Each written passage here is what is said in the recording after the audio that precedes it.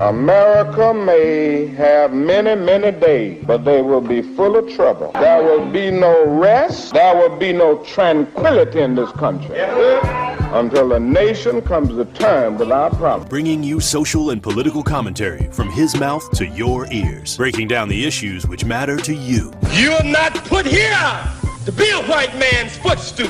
You're put here to represent the very best in God's word. Legendary civil rights icon, the Reverend Jesse Jackson in the studio. Reverend Jackson, how are you? Mr. Sherwin, good morning on this chilly Milwaukee morning. And I am pleased to have one of the founding members of the Black Panther Party, Chairman Bobby Seale. Mr. Chairman, how are you this morning? Good morning. I'm doing just fine. Thank you. From Mr. Eric Holder. Mr. Holder, so good to see you. How are you? Well, I'm fine, man. How you been? It's been a long time. I haven't seen you for a while. The Dr. Cornel West. Dr. West, how are you, sir? My dear brother, you're so kind, you're so generous, man, but I salute you and the work that you were doing there. Doing a magnificent job there in Wisconsin. Stream live on 1017thetruth.com. Call in with your questions or comments. 833-212-1017. Join us on social media at 1017 The Truth. It may not be what you expect to hear, but I will definitely give you what you need to know. Are you ready for the truth? I want the truth. You can't handle the truth. Now, live from the American Family Insurance Studio at the Avenue in the heart of downtown Milwaukee, here is Sherwin Hughes. Good morning. Welcome to the program. Today is Friday, November 10th, 2023. So I do want to give some time to pay homage to veterans, African-American veterans in particular, because I don't think that they get enough credit. Of all the things that we discuss on this show, we discussed a lot of things yesterday, didn't we? That was an interesting one. I'm still shocked at some of the stuff I heard yesterday, but let's just leave yesterday in the history books. But we discussed a lot of things, right? We discussed race and culture, money, all the different disparities, because we're trying to figure out, like, how do we tackle these issues and how do we tackle them from a different perspective. I think a generation or two ago, there was still so much for Black people to gain, security in our own affects, being able to live where we wanted to live, getting a mortgage, having, fair treatment on the job, and then getting federal protections for our right to vote. So there was so much to achieve, and those were monumental. Let me be abundantly clear. Those were huge. But the issues didn't stop. What happened was the system that exists that has never really wanted to give us a fair shake, because I could have just said, hey, Civil War is over, all the Black people are free, and you're going to be, respected parts of society, all of you, and that's just how it's going to be. But clearly that didn't happen, because there is a force in American society that just wants the fewest number of people competitive to those who are the creating and ruling merchant class in this nation, unless you fill in the blanks as to who they are. So you go back in time a little bit. We had so little. I mean, we had each other, but not much else. There wasn't much in America that we could just go and freely get. They didn't want us going to colleges and universities. They didn't want to integrate public schools. There's no way it should have been the fight that it was to integrate children into lackluster public schools. It's not even like the public schools were fantastic, just basic general education. And so we had so much to achieve. And in a relatively short period of time, relatively short, even though the civil rights movement in this nation is one that really stems back to the 1690s. We, for some reason, only think it was the decade of the 1960s. What happened in the 60s was the social and political culmination of this nation deciding it wanted to be a little bit more open, honest, decent, and fair to all of its citizens. So we talk about all of those things, right? And here we are today.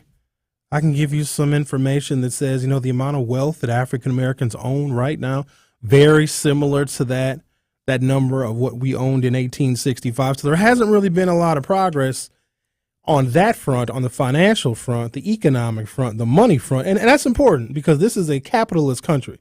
It's really hard to get by in America without money.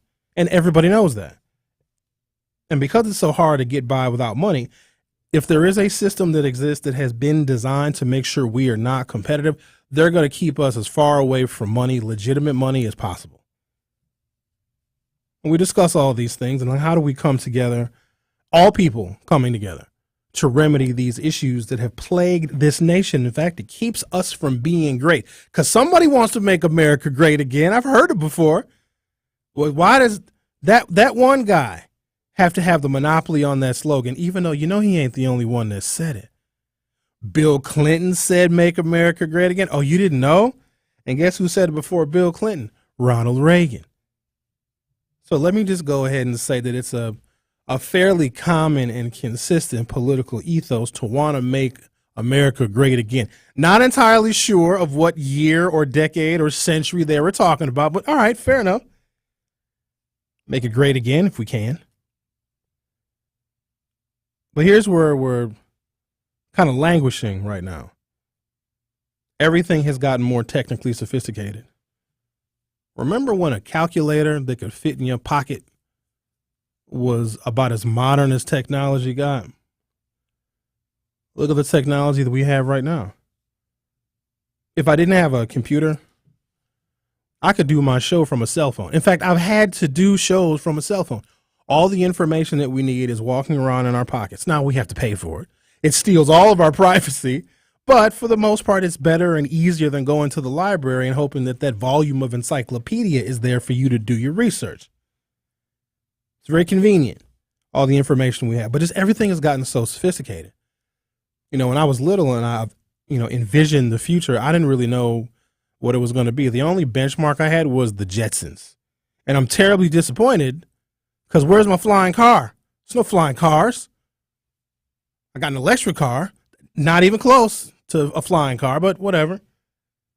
But everything has gotten so much more sophisticated, including the mindset and the politics of the people that have never wanted others or foreigners or black people to get ahead. That has gotten more sophisticated as well. And I don't know if our tools to fight this sophisticated form of discrimination, it's very covert, it's extremely subtle. It relies on the progress of the past because they made progress to an oppressing people. And then ultimately you just start blaming the people. Well, clearly it's black people's fault because y'all been free for so long. You got all the civil rights legislation. Clearly it falls on your shoulders, but y'all need to know that also is a part of the sophistication of the system. And we're having a hard time trying to fight it because it's hard to explain. Now it's more like a feeling. That's why I asked you guys yesterday if you thought that racism still existed. And I'm so glad that I asked that question. I don't know how I feel about some of the answers I got and ultimately where yesterday's show went. Oh, don't worry. If you missed yesterday's show, we will replay it over the weekend. You're going to need to hear that. Because in the instances that were named, and I'm very glad we had the conversation yesterday that we did. Some parts of the conversation yesterday I could have done without, but you take the good with the bad. It's like someone will bring up a historical fact about how black people are blockaded from something. One person called in and said, oh, housing. They discriminate against us when we want to live in certain areas. I was like, okay, because there's a historical pedigree to that. Very true. African Americans that tried to settle in suburban areas, no, they wouldn't allow that. Or if you did get a home in a suburban area, the surrounding community would make your life very difficult because there's a stigma that is attached to us beautiful black people that when we move in, your property value is going to go down. It's a very terrible, awful stigma.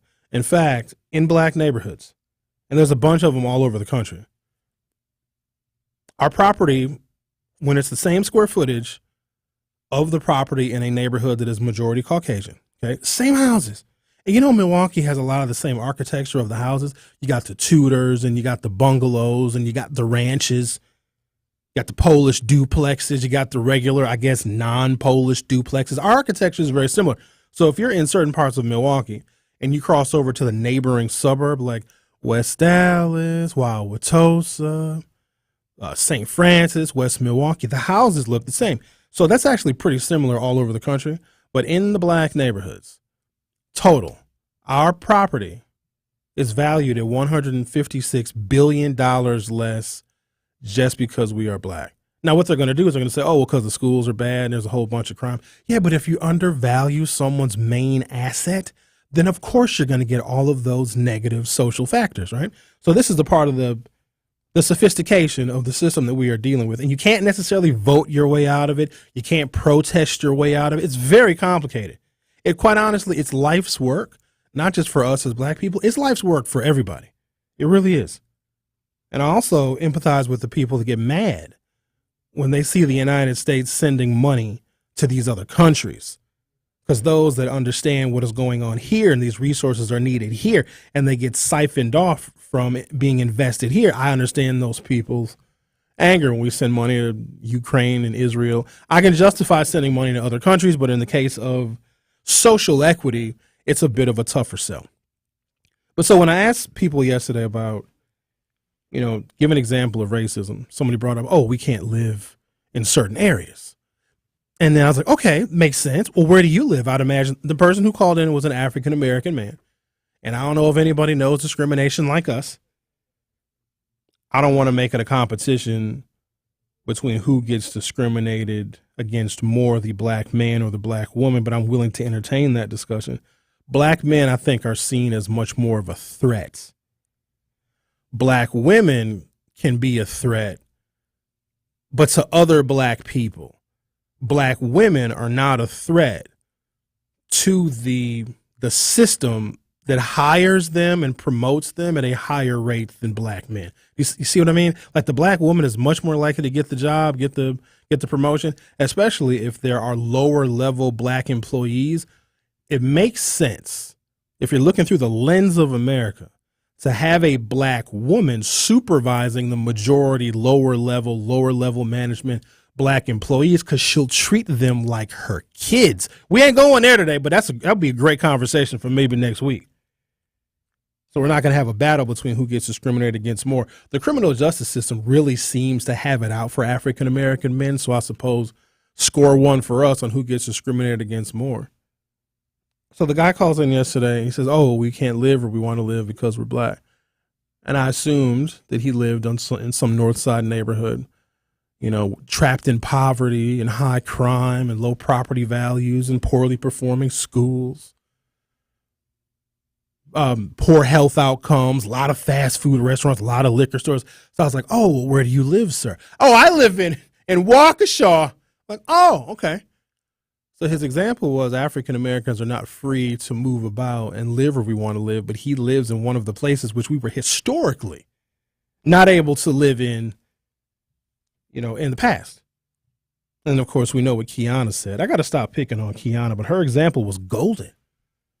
She brought up as an example of racism and how it's real. She brought up the Karen, the Caucasian woman, usually middle-aged with a terrible cost cutter's haircut, sees black people having fun, sees black people are barbecuing, smells how our food is seasoned, and that Karen just gets angry seeing black people enjoying themselves. I think that there is some kind of covert animosity when you see black people enjoying themselves.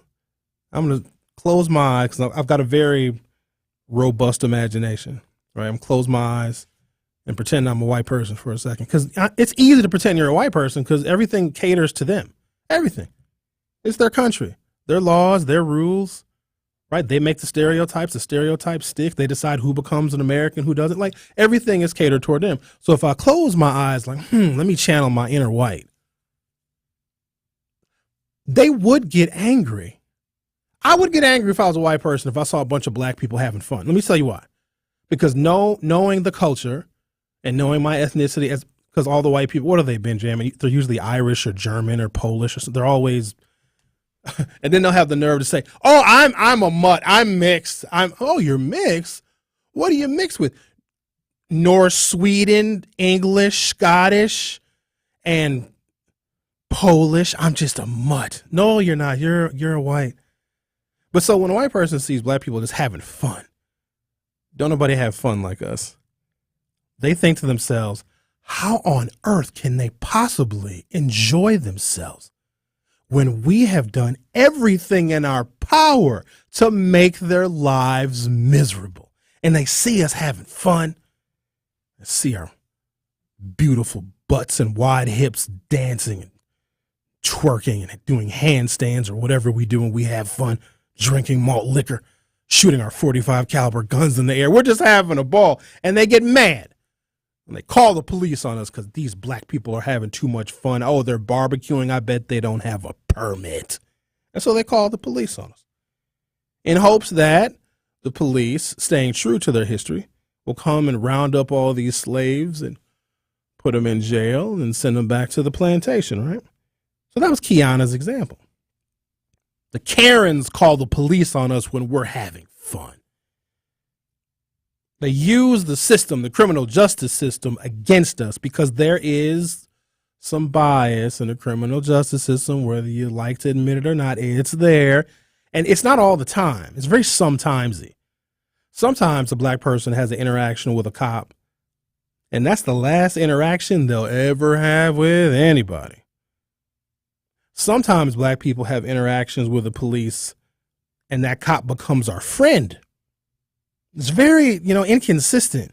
But by and large, looking at the long view of history, our interactions with the police are, let's just say, less than amicable far too often, right? And so they'll call the police on us. Hopefully we get beat up or tased or arrested or whatever. Usually a good example, but then Kiana said she called the police on her own son. Now, she gave good reasons and good examples, and ultimately the consensus was, by doing so and ultimately sending her son to prison, she was being a good parent. But if the example is they call the police on us because they know inherently in modern policing and in the criminal justice system is a lot of anti-black bias, she also called the police because everybody has a reason for calling the cops. And so using an example of, oh, they're quick to call the police on us, well, she called the cops on her own son. Now, I'm not using that as a strike against her because she clarified it. But there are other instances in which African Americans use the racism in the criminal justice system against other African Americans. How many times have you maybe seen, and not that you guys are going to admit this, but how many times have you seen a group of black youth arguing a little bit, fighting, yelling, maybe a little pushing, and as an adult, how many of you would go out there and tell those kids to chill out, relax, go home? Would you do that? Or would you be quick to call the cops, peeking out your blinds? There's a bunch of black kids and they're yelling. You call the police on them. So even when we try and give examples of what we believe modern racism is, we sometimes use those same examples as the ones we give to illustrate that modern racism still exists. So I said all that to say this. It's very confusing and it's intangible on how we fight it when it's hard to identify it. And even when we do identify it, sometimes we use things in the system of racism to our advantage as black people. It's really, really crazy and twisted, but that's why it's so hard to combat. Speaking of combat, I know I said a little while ago I wanted to pay homage to our African-American veterans. Did a radio show a long time ago, and I kind of started off playing the devil's advocate. And I said we need to reinstate the military draft, and we need to send black kids into the Army, the Navy, the Air Force, and the Marines right when they turn 18, right when you graduate from high school. You can go to college. If you got accepted to college, college is going to be there, but you're going to do a year or two in the military. You're going to get some skills training. You're going to love your country more. You might get sent off to a theater of war, but you will sacrifice for your nation. I wanted to make it mandatory. I don't know if I have ever been yelled at more than the day I brought that topic up, that we should have more African-American young people going into the military. Oh my God, the stuff that y'all said. I hate America. We're not going to send our poor, precious babies to fight for this country. This country is racist. And then we got real good at naming all the ways in which we hate America when I suggested that black children go do a little service in the military. And so it went on for like an hour where y'all was just calling it, I can't believe you would say that. Because like y'all thought it was actually going to happen because I brought it up. No, it was just an idea. But the best part was how people responded to it. And then after the first hour of y'all just getting mad, having a fit, I'll never send my baby to the military, which is interesting because you tell your children the moment they turn 18, they getting the hell out of here. But if one of their options is going into the military, then all of a sudden that's your baby and you got to protect them. I don't want my baby going to the military, but you can't wait to get them out your house though. That was interesting. Then hour two, here's what happened. All these wonderful, proud, decent, hardworking black veterans called in, and they were profoundly sad to listen to members of our community disrespect the armed forces. These black vets called in, and they had the next hour of that show. This was years ago. They said, Sherwin, I saw the world. I traveled. I met people.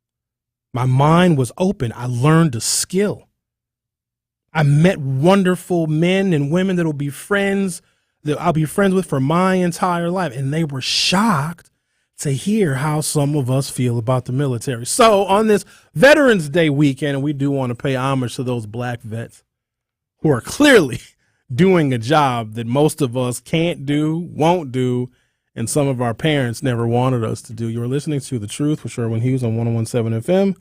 I'll be right back. More of The Truth with Sherwin Hughes is next on 101.7 The Truth, The Truth app, and 1017thetruth.com.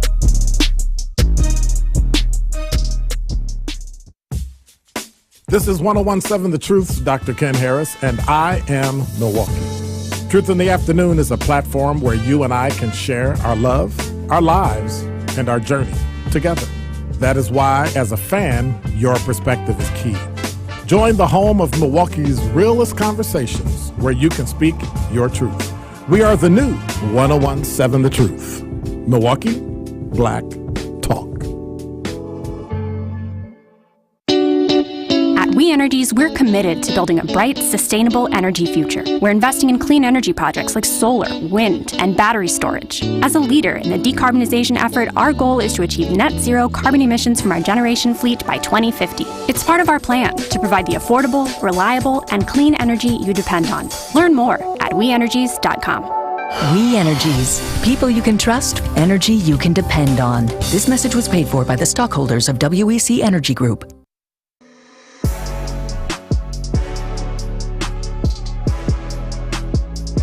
It's time for Truth Takes, a thought-provoking commentary on the new 101.7 The Truth. Here is Tory Lowe with his truth. For the past few years, our team has been working tirelessly to address the issues that impact our community, from crime and violence to economic inequality and social justice. Through our interviews with local leaders, policymakers, and residents, we shed light on the challenges that Milwaukee faces and highlighted the innovative solutions that are making a real difference. We've also provided a platform for those whose voices have been ignored and silenced, ensuring that everyone has a seat at the table and shaping the future of our city. Thanks to our efforts, we have addressed the tough issues across Milwaukee, discussing ways to reduce crime and increasing access to vital resources and services. I believe that change starts on a grassroots level, and through our work, we are empowering individuals and organizations to make a positive impact in our communities. So tune in to the award-winning Tory Lowe Show and join us in our mission to create a better Milwaukee for us all.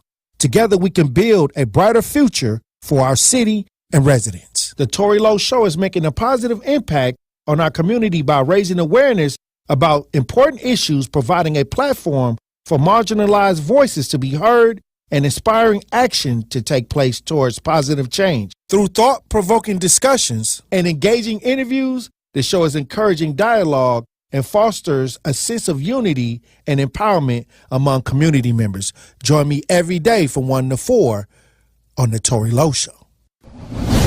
This has been Truth Takes on the new 101.7 The Truth. Listen to The Tory Lowe Show weekdays from 1 p.m. to 4 p.m. It's The Truth with Sherwin Hughes on 101.7 The Truth, The Truth app, and 1017thetruth.com.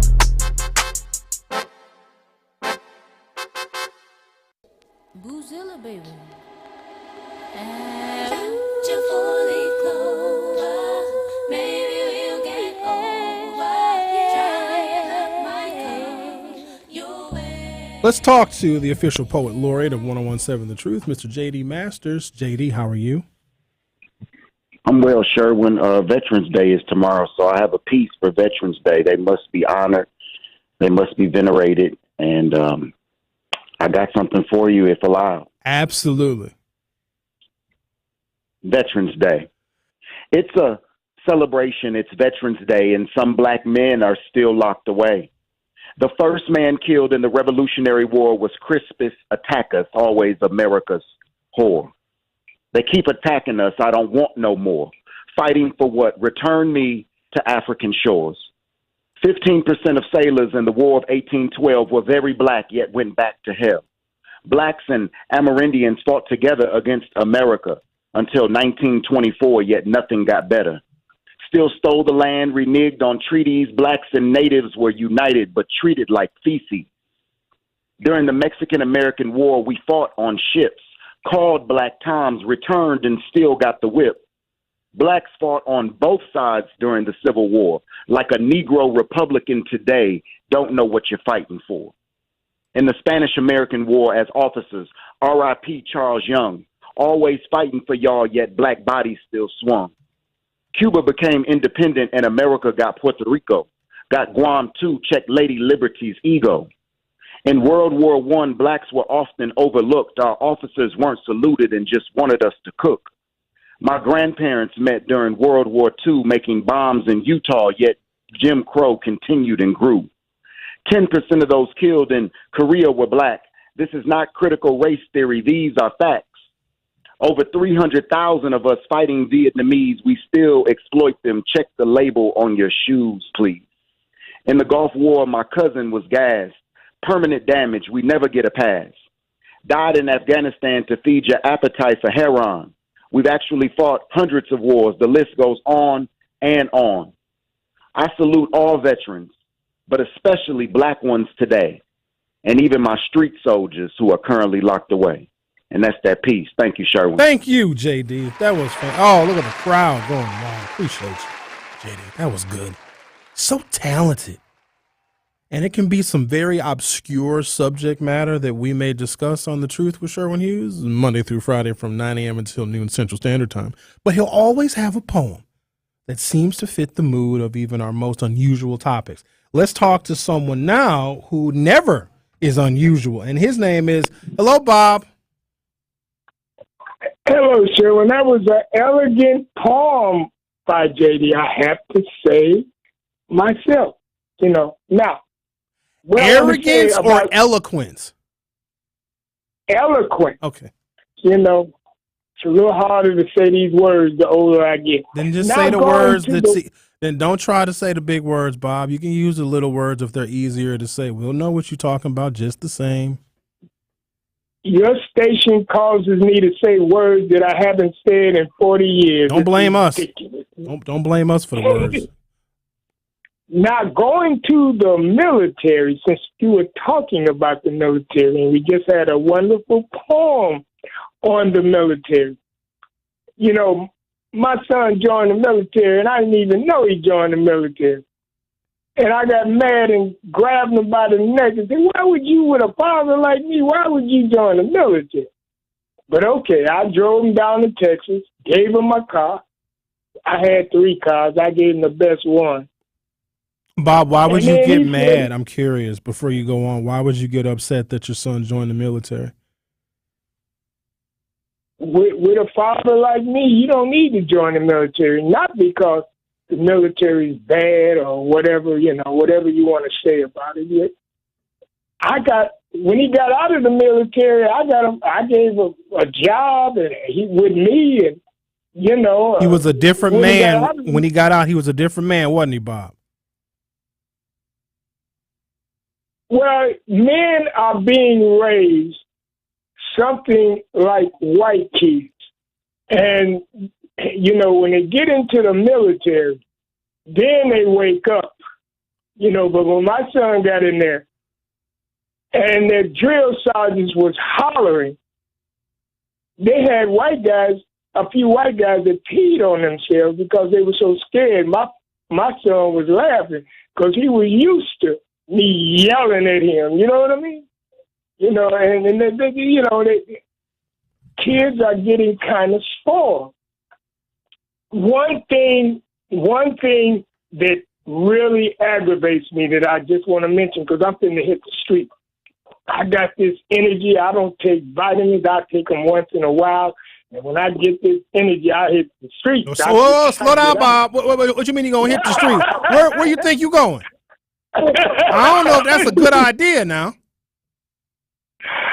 I've been hit the street. So listen, it is a difference between Republicans and Democrats. I heard a few of your callers. The reason, I mean, if it wasn't a difference, there'd be a civil war. But there's a difference in them. And I just don't understand how people think they're the same. They're not the same. They're like night and day. You know, 74 million people voted.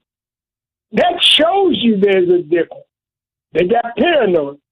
But the thing is to vote, protest. That's the thing to do because, they compromise and a bill makes them the same. The bill, because it makes policy. And they compromise. They are not, they're different as night and day. They're not the same. I don't care what, it's like grade school. They are so different. And if they and that's what keeps them from fighting like Israel and Palestine, because they compromise and they make a bill. Then they're the same, Republicans, Democrats. They have to compromise with 360 million people. And so I just get tired. They're the same. They're just alike. That bill makes them alike because they got to govern.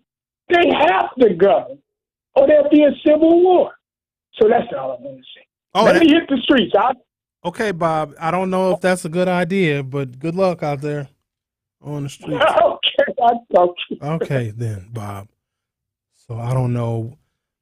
I try to understand his logic and try to follow his stream of consciousness, but then I thought I was like paying attention. All of a sudden, out of nowhere, it's like grade school, and I'm trying to figure out like how does grade school fit into him comparing Democrats from Republicans. Have you guys ever had like surgery where you've been under anesthesia? And you know what it's like when you just come out of anesthesia, you got to get your bearings. You don't really know what the heck is going on. You're not really sure where you're at. So when Bob calls and says what he says, I feel like I'm coming out of anesthesia. Like I got to, where am I? Why am I in the studio with all these lights and cameras? Like my brain goes to the astral plane. Like I go somewhere else. Okay, gonna take a break. Marlon, I see you. You hang on. I'm going to take a little break, a little pause for the calls, and come back and talk to Marlon. You're listening to The Truth with Sherwin Hughes on 101.7 FM. I'll be right back. More of The Truth with Sherwin Hughes is next on 101.7 The Truth, The Truth app, and 1017thetruth.com. Are record energy costs putting a squeeze on your fixed or limited incomes?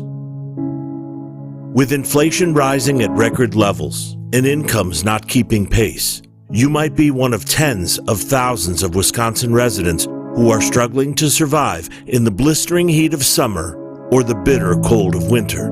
While you haven't asked for it, the Keep Wisconsin Warm Cool Fund and your local energy assistance providers are here to help. No Wisconsin resident should ever have to face the challenge of living without heat or power or face homelessness. For a hand up, apply today and call 1-800-506-5596 or visit www.kwwf.org. That's 800-506-5596 or visit www.kwwf.org. This is 1017 The Truth's Melanie Ricks, and I am Milwaukee. I love Milwaukee so much. I love how rich this city is in history, and I love how rich we are in the moment. I think that every day there's something new that our city accomplishes, but it's important that we keep remembering that it takes a village to be great, and I know that we can be great as long as we all stick together. So why not stick together and join the home of Milwaukee's realest conversations where you can speak your truth. We are the new 1017 The Truth. Milwaukee Black Talk. The WIAA football playoffs is here, and you know what that means: win or go home. Tune in this Friday night as the Marquette Hilltoppers look to keep their state championship hopes alive as they take on the Kimberly Papermakers in the state football semifinals. The football action kicks off at 7 p.m. on the award-winning 1017 The Truth. Marquette Hilltoppers football is presented by Gruber Law Offices and sponsored by Capital Insurance Agency, Magic Productions, Annex Wealth Management, C.G. Schmidt, Left's Lucky Town, Liberty Engineering, and Marquette University High School. Truth Nation, it's your boy Tory Lowe, and I know how much you love listening to me bring all the smoke each and every day from 1 to 4, but now, not only can you hear me bring all the smoke, you can watch me bring all the smoke because the award-winning 1017 The Truth is streaming live. Watch all your favorite shows live. Yeah, Truth Nation, you heard Tory Lowe right. We are streaming all of our shows live every day. To watch the best radio station with the best on-air hosts in Milwaukee, you have to go to 1017thetruth.com and click the Watch Live link. From there, you'll be able to stream us on YouTube and Twitter and get an inside look on all the fun, like watching me from noon to 1 as I do my daily Fire Freestyle Live. Now, you know your girl got them bars, right, Benjamin? Yeah, Mel, you got them bars, and the truth is must-see TV. So make sure y'all tap in to see my boy Tory Lowe and my girl Melanie Ricks to do their thing live every day by streaming 101.7 The Truth on YouTube and Twitter. We live, baby.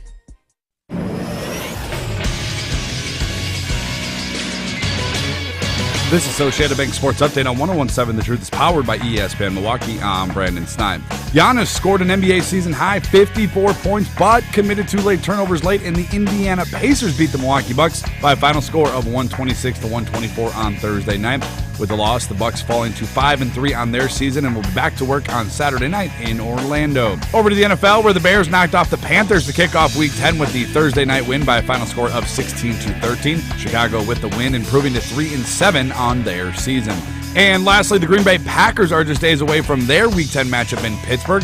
On Thursday afternoon, the Packers were back out on the practice field. Still no Jair Alexander or Quay Walker for the Pack. However, John Runyon Jr. and Yosh Nijman did return to practice. Kickoff for Steelers-Packers is all set for noon on Sunday. The Sports Update is brought to you by Associated Bank, proudly supporting your hometown teams. Member FDIC.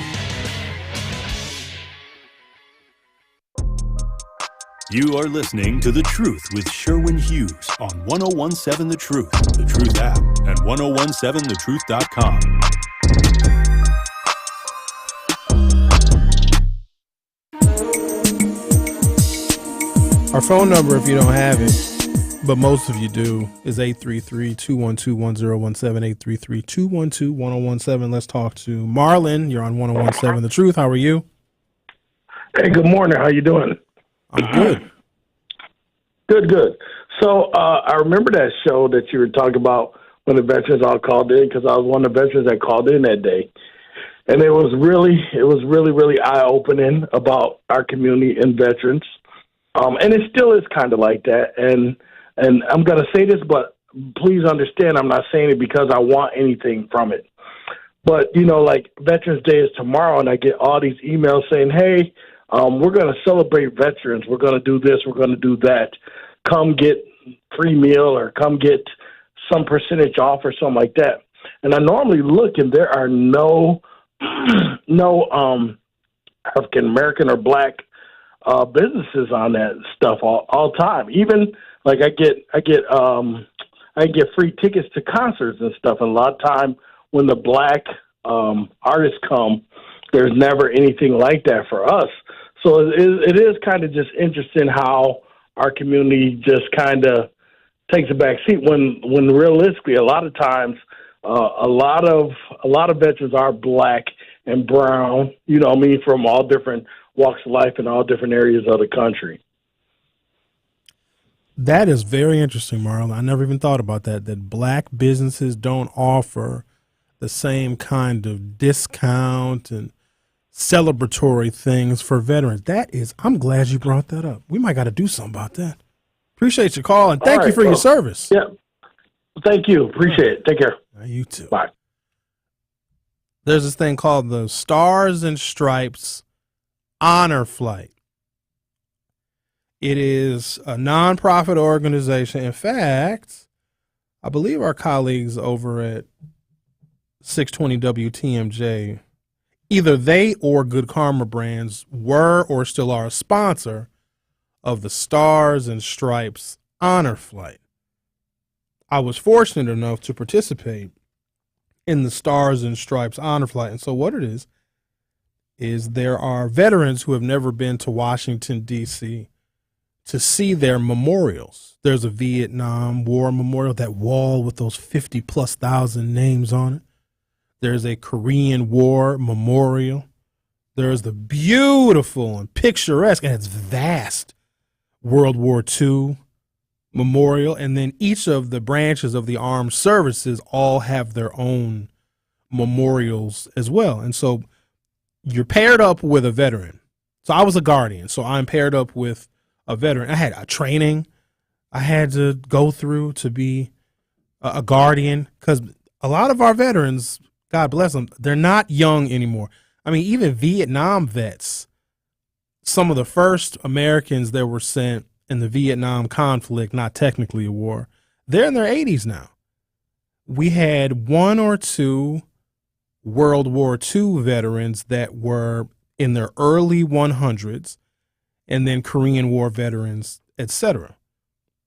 And to see these men go and visit the places and spaces in our nation's capital that was dedicated to them was magical. And you witness these things. So, of course, I had an African-American veteran, because they try and pair the veterans up with guardians of the same race. And so, you know what? Kathy, if you're listening, Kathy is with the Stars and Stripes Honor Flight. They need more black people to accompany our black veterans, because here's what's happening. Our black veterans are dying because we can't find guardians to escort them on the honor flight. And here's the thing, everything is free. You don't pay for anything. It's a chartered flight. We didn't even have to walk through security. Get on the chartered plane. They feed you on the plane. They feed you when you get there. Do y'all want some ice cream? They brought us ice cream. And it also happened to be, because I went in 2020, what year is this, 23? I went in 2021. It also happened to be, I think, the 58th anniversary of the March on Washington. So it was August 28th, the weekend of August 28th, when I was out there on the honor flight. So you had all the people, at the U.S. Capitol and all over downtown Washington, D.C. And so it was just an incredible moment to be there with veterans in our nation's capital, visiting all these different memorials that none of them had ever seen before. And the unfortunate thing is, it's hard to get on the list because there's so many people that want to do the honor flight. And it's free to the veterans. They don't pay for anything. It's free for everybody, actually, except for the people that actually are putting on the event. But it's breathtaking. You'll have a different appreciation for people who sacrifice for this country very selflessly.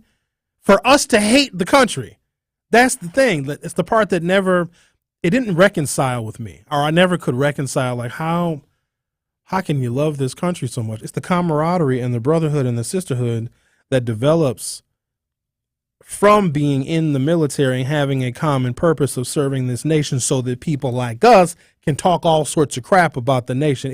That is about as selfish as you can possibly get.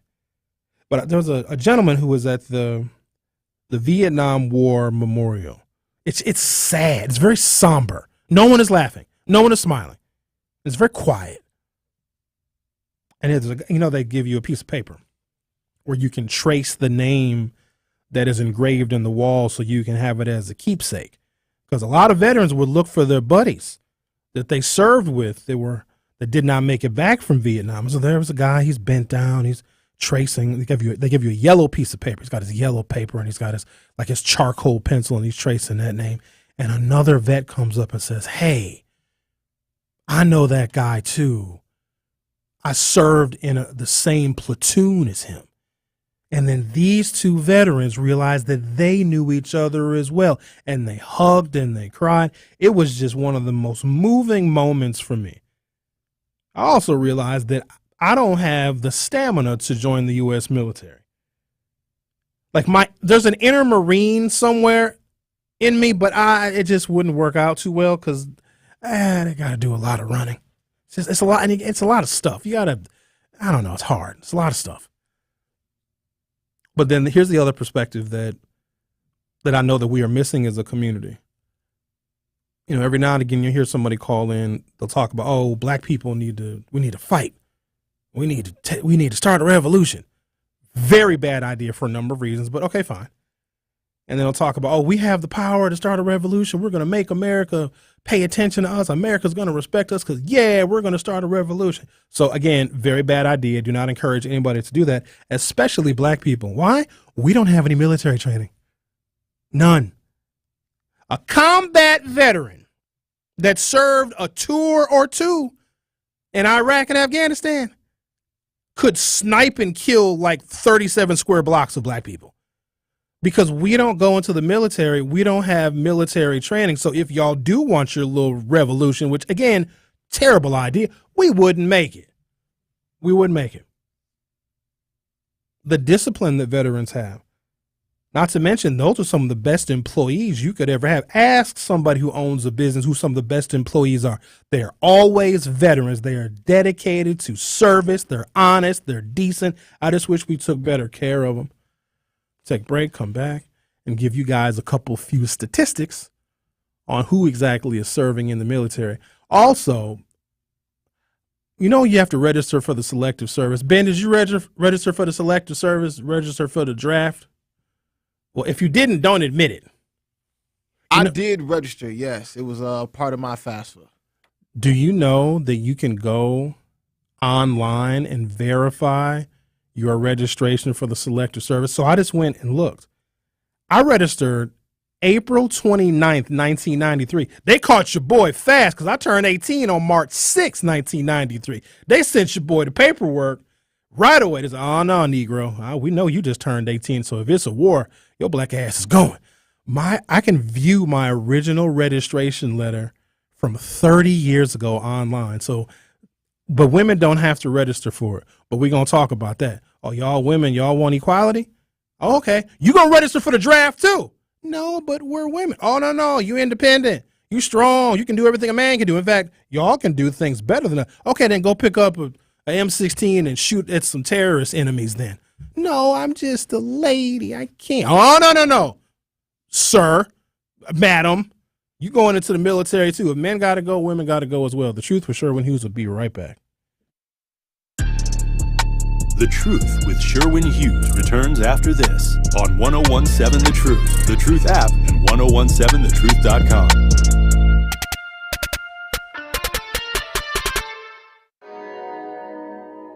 Tune into the award-winning 1017 The Truth this Saturday at 11 a.m. for the Center for Leadership of African Women's Wellness Show. I will be joined by representatives from CLAW to discuss their Lunch and Learn workshops, mental and emotional healing, and the importance of having spiritual healing in your life. Again, that is the Center for Leadership of African Women's Wellness Show this Saturday at 11 a.m. on the award-winning 1017 The Truth. For more information, visit clawclaw.org.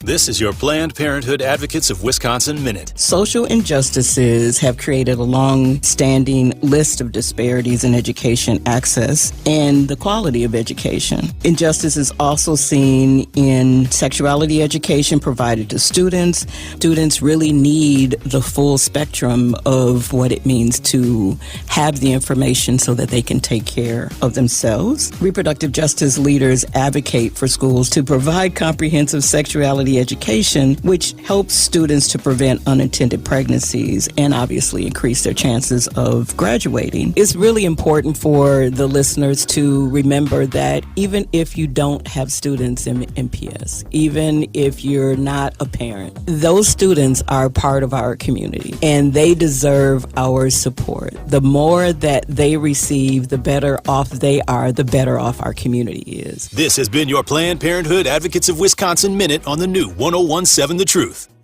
Are you a Black woman in Milwaukee County who's experienced trauma? You're not alone. The Center for Leadership of African Women's Wellness is here for you. They're a healing circle supporting Black women who have experienced trauma. They believe that you are more than the challenges that you face. Their health equity workshops, drum circles, town halls, and peer support specialists provide support and compassion, helping every woman find the strength to heal. Visit claw.org, that's CLAWW.org.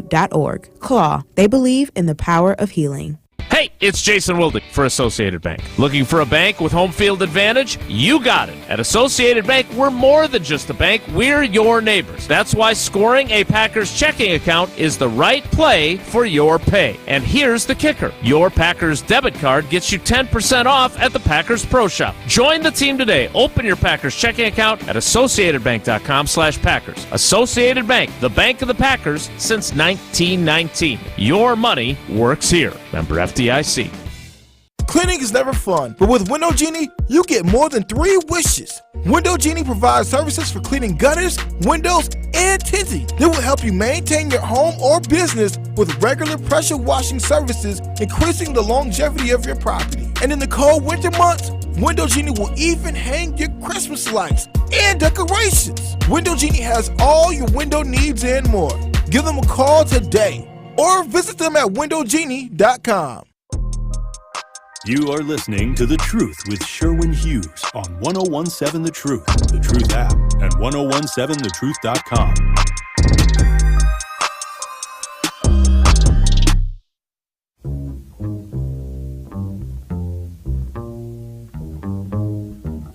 All right. Active duty enlisted men and women in the U.S. military by race and ethnicity.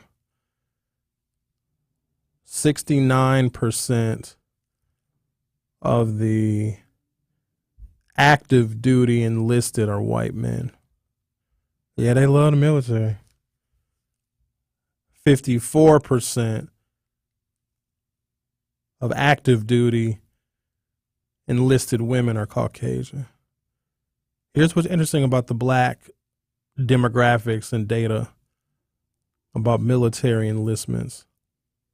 Make sure I'm reading this right. Active duty enlisted men, 16.9, so just under 17% of the active duty men in the military are black. But get this, almost 30% of the active duty enlisted women are black. Black women outpace black men in the military. Make that make sense. I'm trying to reconcile that one. So you mean to tell me by like 13%, there's 13% more African-American women in the military than black men. More black women have military training and veteran status than black men. I swear they beat us in everything. Asians, almost parity, 4.43% of Asian men are active duty enlisted. 4.97% of active duty enlisted women in the military are Asian. Hawaiian and Pacific Islander, 1%, 1.2%, and 1.6% men and women. 2 or more races, 2.96% of multiracial men. Multiracial women is 4.31% of the U.S. military. Oh, the Hispanics. That's that other big category over here.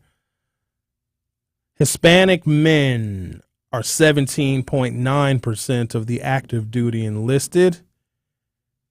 Hispanic women are 21.39%. So of the 2 largest racial minority groups in this country, our women outpace us in military enlistments. Not entirely sure why that is, because a lot of times it's our mamas that is telling us not to go into the military. And those mamas won because if you're old enough, you remember military recruiters at your high school. They took them out. If you're old enough to remember, there used to be military recruiters and ROTC on most college campuses in the country. A lot of that is gone now. People didn't even want the influence of the military in our high schools. Now, I remember seeing them because here's what they did at Brown Deer. By the time I was a senior, and I was, because, you know, when you're a senior, you're starting to look at, like, what's going on in the world? Like, what am I going to do? Am I going to go to college? Am I going to work? Am I going to take a gap year, even though we didn't call it a gap year back then? And it would be someone that we went to high school with, right? So someone that was a senior or a junior when I was a freshman. And they would go into the Army or they'd go into the Navy or go in Marines. And then they would bring that person who we went to high school with, who we haven't seen in years, right? A lot of times it was seniors when I was a freshman. I don't know what it was about that graduating class. That must have been the graduating class of 90 at Brown Deer. A bunch of them went into the service. And then they would come back as military recruiters. They do not do that anymore. And I think that puts some of our young people at a bit of a disadvantage. Because what if that could be just what they need? Some people, and please don't take this the wrong way, need to get the hell out of Milwaukee and see the world. And they're not going to travel. They're not going to get a passport, right? They're not going to, take a vacation somewhere in the south of France. They're not going to go to Okinawa, Japan. They're never going to go to Germany. But the military will take you there. It will broaden your horizons. And then you know what happens all too often is that you get our servicemen and women that get to travel the world and they get to see like nice people from other countries that aren't Americans, and they stay over there. They have babies with the foreigner people visiting in Germany. You know how many biracial German babies it is? They're speaking German and Ebonics. There's a whole bunch of them. It's over there. All right, let's take a little break. Come back for hour two. The Truth with Sherwin Hughes on a Veterans Day commemoration show. We'll be right back. The WIAA football playoffs is here, and you know what that means: win or go home. Tune in this Friday night as the Marquette Hilltoppers look to keep their state championship hopes alive as they take on the Kimberly Papermakers in the state football semifinals. The football action kicks off at 7 p.m. on the award-winning 1017 The Truth. Marquette Hilltoppers football is presented by Gruber Law Offices and sponsored by Capital Insurance Agency, Magic Productions, Annex Wealth Management, C.G. Schmidt, Left's Lucky Town, Liberty Engineering, and Marquette University High School. This is 1017 The Truth, Sherwin Hughes, host of The Truth with Sherwin Hughes. My show is enlightening, entertaining, educational, and informative. We talk about everything from national issues to things happening right here in our own backyard. More importantly, I discuss ways that we can come together and find solutions collectively. Listen to The Truth with Sherwin Hughes Monday through Friday on 1017 The Truth from 9 a.m. until 12 p.m. Central Standard Time. Times of transition, whether from a sad event or a joyful one, can leave us feeling adrift. Social connections are an important part of a healthy life. Being isolated and lonely can be harmful to your health. It can lead to high blood pressure, a greater risk of heart disease, and early onset dementia. So it's important to build and maintain connections to people, not just in your family, but others whose relationships bring meaning to your life. Trying a new hobby, volunteering, exercising, even using your phone or other device to stay in touch with others. All these can be great ways to keep up your social connections and your physical and mental well-being. Visit connecttoeffect.org to see if you're at risk of social isolation and find ways to get connected. Presented by AARP Foundation with support from United Healthcare. Hi, I'm Vanessa Williams, and I want to share with you the role that diabetes has had in my family. I lost my grandmother at the early age of 64 due to complications with diabetes. She was warm, generous, and a constant encouragement for me to follow my heart. Did you know that African Americans experience chronic kidney disease at a rate that's 25% higher than white Americans? And we're almost 4 times more likely to develop kidney failure. Diabetes and high blood pressure are leading causes of kidney disease, which can result in kidney failure, needing dialysis, or a kidney transplant. The good news is that you have the power to check out how well your kidneys are doing and learn ways to prevent them from failing. So, go to your doctor and get yourself checked out. Visit linkmylovetv.org to learn more. Get the facts, get checked, and get healthy. We are the home of Milwaukee Black Talk. 1017 FM, 1510 AM WGKB Waukesha, and W269DL Milwaukee, a locally owned Good Karma brand station. You are listening to The Truth with Sherwin Hughes on 1017 The Truth, The Truth app, and 1017thetruth.com.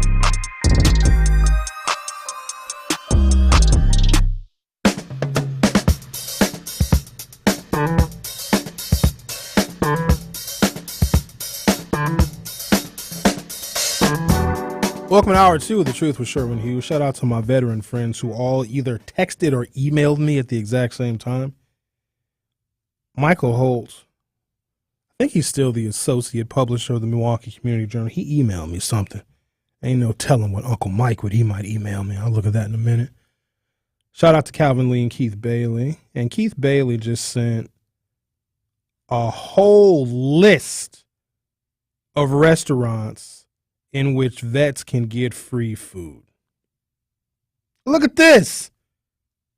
You got to be kidding me. Is it too late for me to join the military? I think I'm too old. I think so. Here, I posted the list. So if you're a veteran, or if you know one, or if your spouse is, I posted the list in the Hughes Views Facebook group, so you can take a look at it there. All right, Applebee's. Okay, Meals for Veterans Day. Applebee's is offering a free signature entree for the vets. Bar Louie, you get a free meal November 11th and 12th. Champs, that sports bar out there is it on Moreland? Out there in Brookfield? Champs is giving the vets a free cheeseburger and fries on November 12th. Oh, Denny's is tripping. Do we go to Denny's? Is Denny's racist? Denny's always has racial issues. We go to Denny's? We don't go? Uh-oh. I've been to Denny's. Sometimes I wake up real hungry in the morning, and it's a Denny's that's on Mayfair Road and North Avenue. And sometimes I'll wake up and go eat at Denny's by myself at 6 o'clock in the morning, and it's me and like 15 really old people. And we mind our own business. They don't mess with me. I don't mess with them. I get a booth. I sit there in the booth, and I'm happy. I get my pancakes and my eggs and whatever else I get. That's self-care to me. Have you ever gone out to eat by yourself, Benjamin? Oh, it's beautiful. I mean, not like go to McDonald's and sit inside. I mean, go to a restaurant, sit down and order food. Yes, sir. Ain't nothing wrong with it. Let me tell you something. I used to do this thing on Fridays when I was very new at this job, because these weeks would be tough to get through sometimes. And I would take myself out to eat. That was my treat. I'd take myself out to eat on Friday at the restaurant of my choice. And then sometimes, you know what I do? I go see a movie. Back then, I wasn't as sophisticated, so I go to the Red Lobster. I go to the Red Lobster because I was done with work at noon, give or take, even when I first started. So it was lunchtime. So I go to the Red Lobster, give me some shrimps, and I go right on over to the AMC Theater in Mayfair, and I see me a movie by myself. I ain't got no problem with that. It's relaxing and peaceful. I love it. All right. Denny's, all-you-can-eat pancakes on November 12th for the veterans.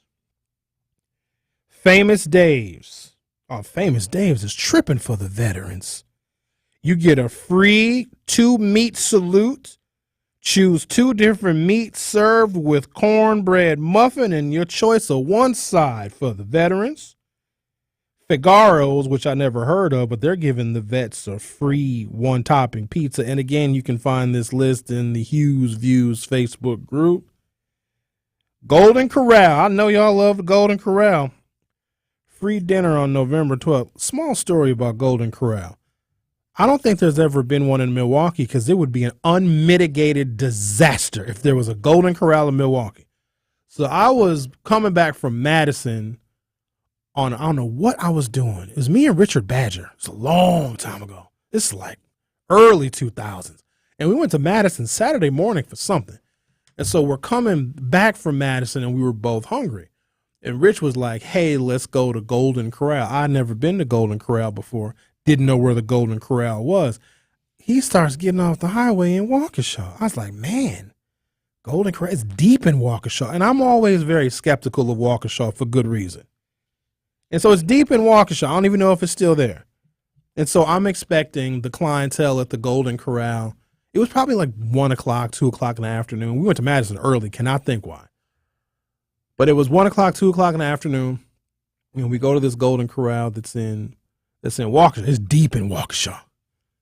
And I was expecting the people in the Golden Corral, the diners, to be reflective of the people that live in Waukesha, right? So I expected that demographic to be in there. Nope. I mean, we're deep in the heart of Waukesha. Every person in there was black.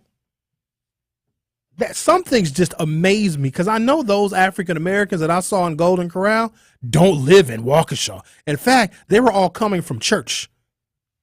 Did y'all know that phenomenon that black folks will find a Golden Corral literally anywhere it exists? Even if it's in unfriendly, very Trumpian territory, they'll go to a Golden Corral. It wasn't bad. You know what I mean? But buffets, you have to rate them differently. You can't rate a buffet like you would rate a normal, regular restaurant. You got to have like a lower standard for buffets. Golden Corral is giving away a free dinner to the vets on November 12th. Hooters. Hooters is giving the veterans 10 free boneless wings with a drink purchase, Krispy Kreme, free donut, and a small coffee. Little Caesars Pizza for the veterans is giving away free crazy bread. The Machine Shed is giving half-price entrees on November 12th. McCormick and Schmick is giving a free entree. Now, that's probably the best value on here. They used to have a McCormick and Schmick at Mayfair, but they closed it. It's gone. I used to like McCormick and Schmick. It's gone now. I don't know what's there now.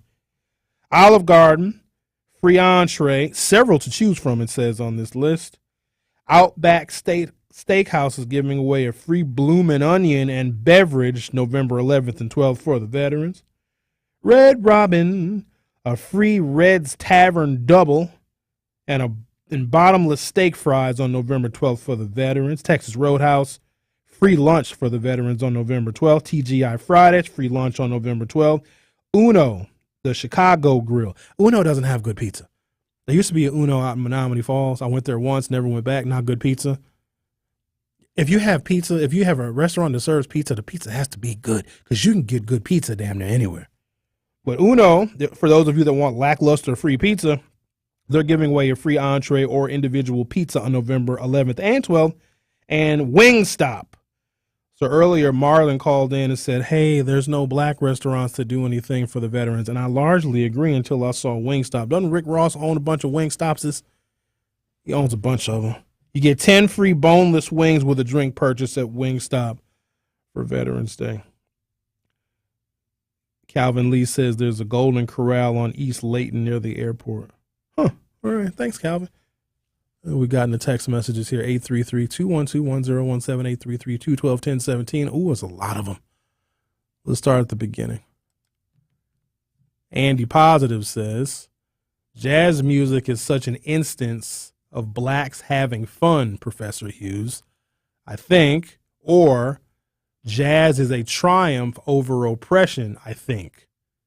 Then Andy says, mother loves jazz, father never got it. Thanks, Andy. I'd rather you text than call. Mike from Mill Road is a hater. Said JD's poem was annoying, not gonna lie. But then people in the YouTube comments were raving over JD's poem for the Veterans Day. LT says, my father and all of my uncles, 4 of them served in the military, and all of these years, you are the only black guardian I've seen. I don't even see any black people lined up cheering for the veterans when they return to Mitchell Field. And so some of that, LT, is because in the statistics I read earlier, 70% of the U.S. military is Caucasian. That has a lot to do with it. It's not a part of it. So it's a part of your family, LT, culturally, but it's not really a part of our family. Very few African-American families will have multiple generations of people in the military. That could be because the desegregation of the military, fairly recent. Harry Truman, right after World War II, somewhere around 1948, they desegregated the military, but also because the federal government and all of its arms and tentacles was the first to integrate jobs. They made an affirmative action policy, which corporate America and other government agencies followed, with an executive order that was signed by Kennedy. But the federal government has been more forthcoming when it comes to trying to deal with racial issues with federal policy, which is a good start, because if the federal government does something, if members of the House of Representatives and the Senate, and then signed by the executive, who is the president, has a piece of legislation that seeks to integrate and reduce, if not make illegal, certain types of discrimination, the rest of society will eventually follow. But there's a lag time. There's a lag time from when the slaves were freed until African Americans had full citizenship. That lag time was about 100 years. There's a lag time after Kennedy signed the executive order to create affirmative action in federal employment, before affirmative action started to take root in other parts of the private sector in America. There's always this lag time. It takes a little while. There was a lag time when Barack Obama raised the minimum wage for all federal employees before local units of government started raising their minimum wage. Oh, let me tell you this, FYI. I don't know how you feel about this topic, and I'm not really sure I want to delve into it today because it'll be consuming. Do you know that the city of Milwaukee can raise its minimum wage whenever it wants to?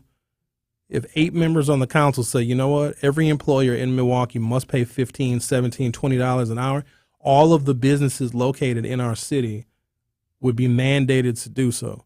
I thought it would have been a wonderful good faith measure because they put that sales tax on us. They could have done something, even though it may have failed. They could have said, you know what, if we're going to tax people in the city of Milwaukee more money, let's raise the minimum wage for everybody in our city. Bunch of cities have done it. Bunch of cities. In California, like San Francisco, they raised their minimum wage almost $20 an hour. Seattle has done it. Bunch of cities have done it. We haven't done it here. You know how y'all will say you don't like our elected officials? You don't like them. You don't like so-and-so. They rub you the wrong way. You just don't like them. You don't like them. I don't think our elected officials like us either. Because in some of the things that they can do, even the gestures of policy that may not pass, they don't even put the gestures, the good faith gestures, to show that they care about the people, because I don't think they like us too much. Sonny B says, they tried to make me register for selective service when I was in jail. And then I asked him, did you register? He said, hell no, I was going to prison. Wait, what? Let me read that again. Sonny says, they tried to make me register for selective service when I was in jail. I asked, did you register? He says, hell no, I was going to prison. So you were in jail and you were on your way to prison and they tried to, I got a feeling you're registered, Sonny. I have a sneaking suspicion, because this is one of the dumbest felonies you can get. It's a lot of dumb felonies. There's many dumb felonies. Voting twice, dumb felony. Like, what kind of, who wants to go to prison for that? You know what I'm saying? It's hard enough to get people to vote once, but you must be some kind of dedicated fool if you want to risk getting that felony for voting twice. The other dumb felony is not registering for the selective service. The draft is pretty much a thing in the past, so it probably wouldn't get implemented. There's very rare circumstances when it would get implemented. Even if it does get implemented, it's not what you think it is. If you don't register for selective service, here's the thing. They can find out. Like, you're not going to get certain jobs. You're going to be on a federal watch list. It's not worth it. 5 years in federal prison with no parole and a $250,000 fine for not registering for the selective service. Oh, Sonny. You call me the fool. Let me read his stream of consciousness one more again. They tried to make me register for selective service when I was in jail. Sherwin asked, did you register? He said, hell no, I was going to prison. He went to prison for not registering for the selective service. Are you kidding? Why? Well, now you can't own a gun. So that's not good. He said, no. Oh, that's not what you went to prison for. I need to learn how to read. So you went to prison anyway. Well, you might be going again, especially because I just read your text message on the air. You know the feds be listening at me. And Sherwin Hughes is on the radio. Better monitor his program, see if we can catch somebody slipping. 414-218 says, you know what I did? You're right, 414-218. They ask potential guardians to pay $500 to be a part of the honor flight to help offset the cost, because the day has got to be incredibly expensive. And the other thing is, it's all one day. We got to the airport at like 4:30 in the morning, but they had breakfast for us. It was a whole bunch of veterans there. They were greeting all of our veterans. It was beautiful. It was really nice. They had breakfast, and we got on a plane. We got out to D.C. at like 6 o'clock, maybe 7 o'clock in the morning, and then the day starts, and we go on the tours and all the other things. Went to all the different memorials, and then you complete, and then you do a little tour of Washington, D.C. We even stopped at the Dr. King Memorial as well, because our black veterans, even though there was only 2, we made them stop at the MLK Memorial. And here's what was crazy. It was optional because they didn't have it built into the trip. It was visiting the military monuments and memorials for the branches of the armed services and the veterans for the unique wars that America was in, visiting those memorials. But they didn't have it as a part of the itinerary that we were going to go see the Dr. King Memorial. We made them pull the bus over. And we was going to, now we didn't have a lot of time, but we wanted our black vets who had never been to D.C. before to see any of those monuments to be able to see that huge picturesque statue of Dr. King. I love that statue because that's Dr. King. If you look at his face, he's looking out over the land, and he has this look of just, his arms are folded, and he just has a look of disgust. I'm so mad at you Negroes. I died for y'all to do better and be better. I'm just mad I'm on this statue. I wish y'all would vote. Y'all embarrassing my legacy. All the white people say that y'all need to be non-violent like me. The hell with that, be violent. I bet Dr. King, if he was still alive, he'd be like, I went a little too far with that non-violent stuff. But we stopped so our black vets could see the Dr. King Memorial. And then you get back on the plane, you fly back to Milwaukee. We got back to Milwaukee at probably 11 o'clock p.m., a very long day. Oh, your boy Sherwin was beat. Clarence Williams was my veteran, Vietnam War veteran, proud veteran. So you get back to the airport, and it's a parade unlike you have ever seen. There's bands playing, cheerleaders are cheering, all the family members and friends and members of the community, other veterans are there greeting everybody when we come back. After a long day, it was incredible. Contact the Stars and Stripes Honor Flight if you are interested. Tell them Sherwin Hughes sent you. 414-699 says, I went into the United States Army in 1979 and I served 6 years. Thank you for your service. I was trained by Vietnam vets who had recently discharged from the Army, and I will never forget how they were called baby killers. America is quick to call service members baby killers. We are not Hamas. Well, I happen to be, another weird thing about me, in case you needed more weird things about me, I am an incredible student of not just history, but of our military conflicts. Vietnam in particular. It was a fascinating war. How do you have black servicemen getting drafted to fight a war against communism, which really took us away from our battle for civil rights? Fascinating war. And it didn't make any sense because we lost, right? We never should have sent troops to Vietnam. It's a whole thing. Well, there was this thing called the My Lai Massacre. There's movies about it. There's actually a scene in the movie Platoon, in my opinion, one of the best Vietnam era war movies ever written. Won a bunch of Oscars back in the 80s, where a group of U.S. soldiers killed an entire village of innocent people, including children. And there was a number of people who were court-martialed because they committed war crimes. And one person was convicted of murder, and they killed how many hundreds of people were in the village. There's so much history on this. Fascinating. But it also shows what war does to the human psyche. If you go to war and you come back, you're not the same. That's why so many of our veterans are committing suicide. It's horrible what we do to our veterans. We don't give them the help that they need. So there was one guy who was convicted of like felony murder for the war crimes that were committed during the My Lai massacre in Vietnam, probably somewhere in 1968-ish. And then Richard Nixon pardoned him. Very fascinating stuff. 414-699 goes on to say, I went to high school with Rufus King. I left high school and went straight into the United States Army. I volunteered, and I am a black man. You are correct. The recruiters recruited me, and I finished my last year of high school in the Army. Didn't know you could do that. I had already turned 18 years of age. You are correct. And on that note, I'm going to take a pause, and we'll come right back. The Truth with Sherwin Hughes will be back in a couple of minutes. This is The Truth with Sherwin Hughes on 1017 The Truth, The Truth app, and 1017thetruth.com. This is 1017 The Truth's Melanie Ricks, and the time is now, Milwaukee. I believe that our listeners deserve the truth, the whole truth, and nothing but the truth, and that's exactly what we're going to bring to you every day from 12 to 1 p.m. We're going to be talking about life, love, relationships, sports, pop culture, and all things Milwaukee. Listen to Nothing But the Truth with me, Melanie Ricks, every day from noon to 1 p.m. on the award-winning 1017 The Truth app, and 1017thetruth.com.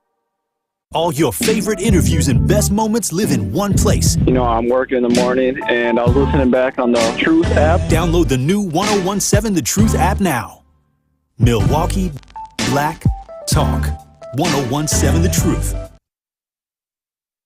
This is 1017 The Truth's Tori Lowe, and I am Milwaukee. The Tori Lowe Show has become a resource for the community. I enjoy having open, on-air discussions about what we can do to regroup, rethink the black man, the black woman, and the black child. This show is about that action, and I want all the smoke. Join the home of Milwaukee's realest conversations where you can speak your truth. We are the new 1017 The Truth, Milwaukee Black Talk. Hey, it's Jason Wildig for Associated Bank. Looking for a bank with home field advantage? You got it. At Associated Bank, we're more than just a bank. We're your neighbors. That's why scoring a Packers checking account is the right play for your pay. And here's the kicker. Your Packers debit card gets you 10% off at the Packers Pro Shop. Join the team today. Open your Packers checking account at AssociatedBank.com/Packers. Associated Bank, the bank of the Packers since 1919. Your money works here. Member FDIC. Bringing all the smoke to you. I love what you're doing, and this radio station is just like what it's called. It's the truth. Download the new 1017 The Truth app now. Milwaukee Black Talk. 1017 The Truth. At Gruber Law Offices, we take great pride in helping those who have trusted us after a serious accident. Our team has the knowledge, resources, and experience to get you the results you deserve. Don't wait to get the help you need. Make the right call. Call Gruber Law Offices today. Proud partner of your Milwaukee Bucks. One call, that's all. Life's better with a home policy from American Family Insurance because you'll feel protected no matter how the wind blows. All so you can keep enjoying the home of your dreams. And our expert agents can help you save up to 23% when you bundle home with auto. Insure carefully, dream fearlessly. American Family Insurance. Get a quote? Find an agent at amfam.com. Products not available in every state. Visit amfam.com to learn how discounts may apply to you. American Family Mutual Insurance Company, SI, and its operating company, 6000 American Parkway, Madison, Wisconsin. The Truth with Sherwin Hughes returns after this on 1017 The Truth, The Truth app, and 1017thetruth.com.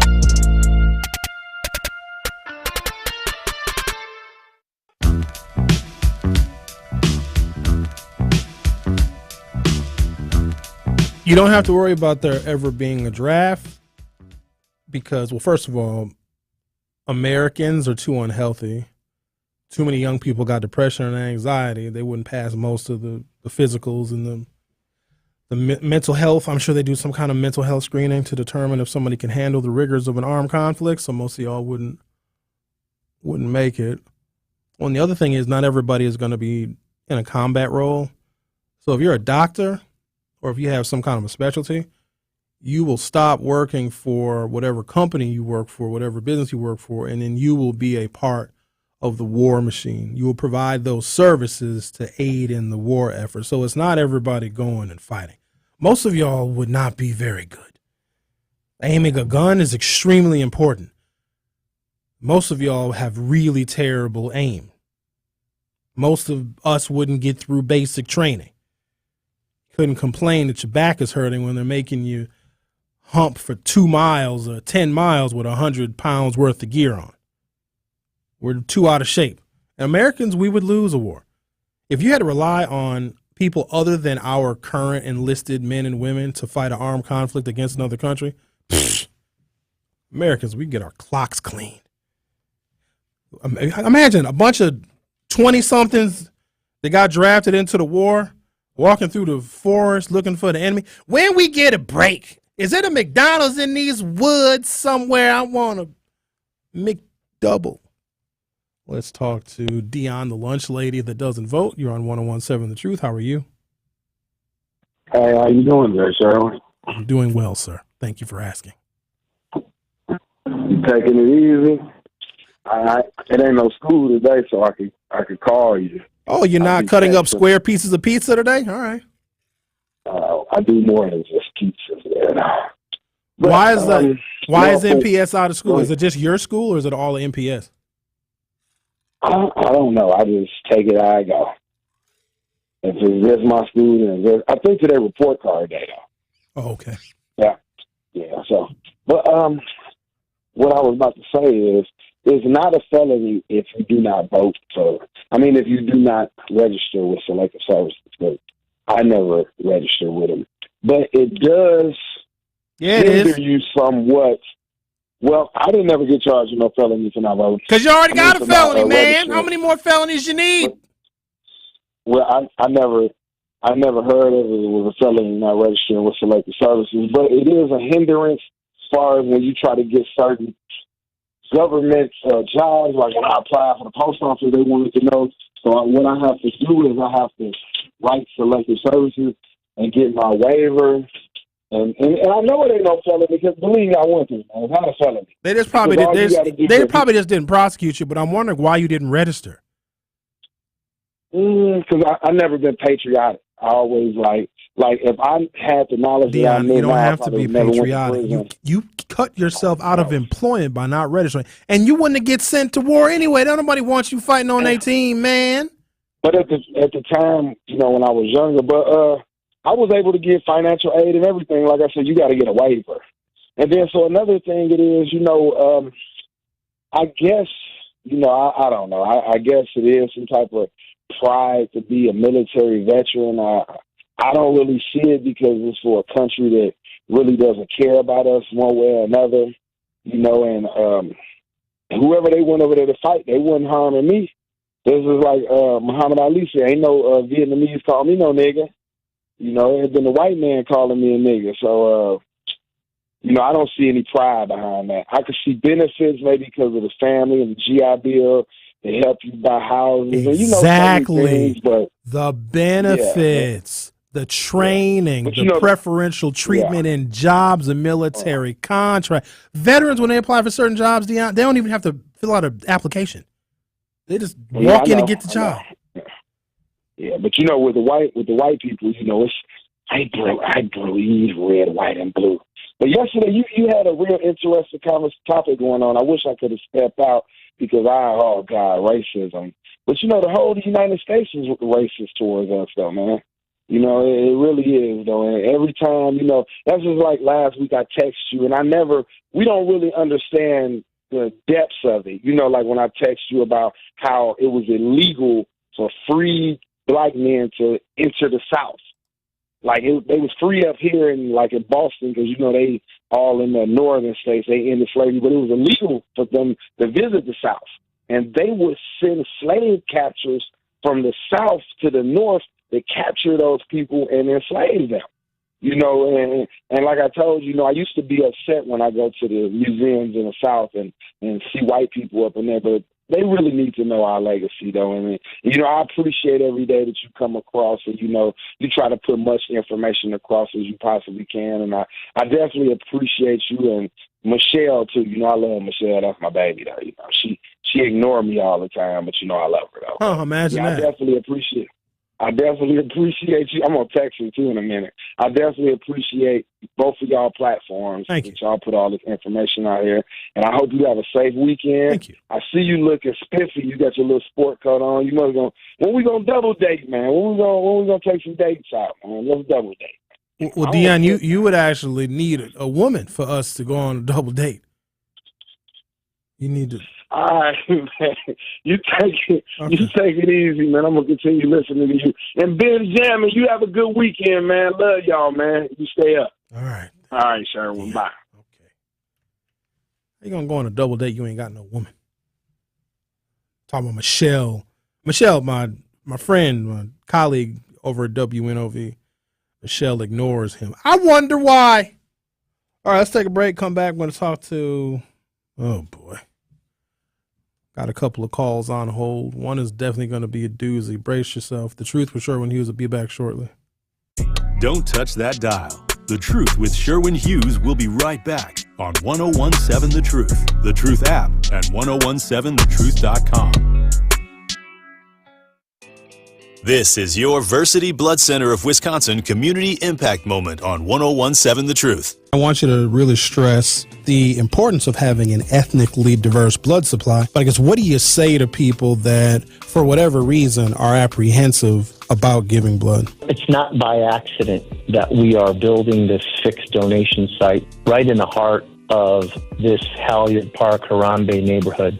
And to your point, our black and brown donors, it probably represents the smallest demographic in our donor base. That's attributed to multiple reasons. For those of us that understand the history, there is a lot of underlying mistrust of the healthcare system. And quite frankly, there's already challenges with how busy people are, how accessible they are to even know where to go to donate blood. And let's face it, a lot of folks are scared of needles, right? But when they get through all of that, the importance, I think, is a heavier burden on our black and brown communities, because there are a lot of different blood diseases that require what I'll call more of a match in blood that only comes from people of similar ethnicities. Something that's specific to our black donors and patients is something that I think your listeners are very familiar with: sickle cell disease. The only therapy that get them through their day-to-day life is blood transfusions. And it's not just what I'll call average or normal blood type or blood transfusion. It's actually a specific blood with a specific type called RO blood. And this RO blood typically only comes from people of African descent and Hispanic descent. And so that's why it's so important that our donor base is diverse, so that it helps our ethnically diverse patient population. To make an impact by donating blood in your community, visit versity.org today. We're here. You brought me to a cornfield to see a scarecrow? Well, the mortgage lender said the money for our home is in Scarecrow. I think they said escrow. Oh. There's a lot to learn when buying your first home. That's why UW Credit Union offers home loans with local expertise and a lowest closing cost commitment to make the journey easy. UW Credit Union. Apply today. Equal housing lender. Are you tired of all that clutter piling up at home or your business? Well, the Smith Brothers Junk Removal is here to make your junk disappear. They are a full-service junk removal and demolition company servicing residential and commercial clients. The Smith Brothers will haul away and recycle anything. Just send them a picture and receive an instant quote. And when you mention this ad on 1017 The Truth, you get an extra $50 off. Open 6 days a week, 7 a.m. to 6 p.m. The Smith Brothers serve all of southeastern Wisconsin. The Truth with Sherwin Hughes returns after this on 1017 The Truth, The Truth app, and 1017thetruth.com.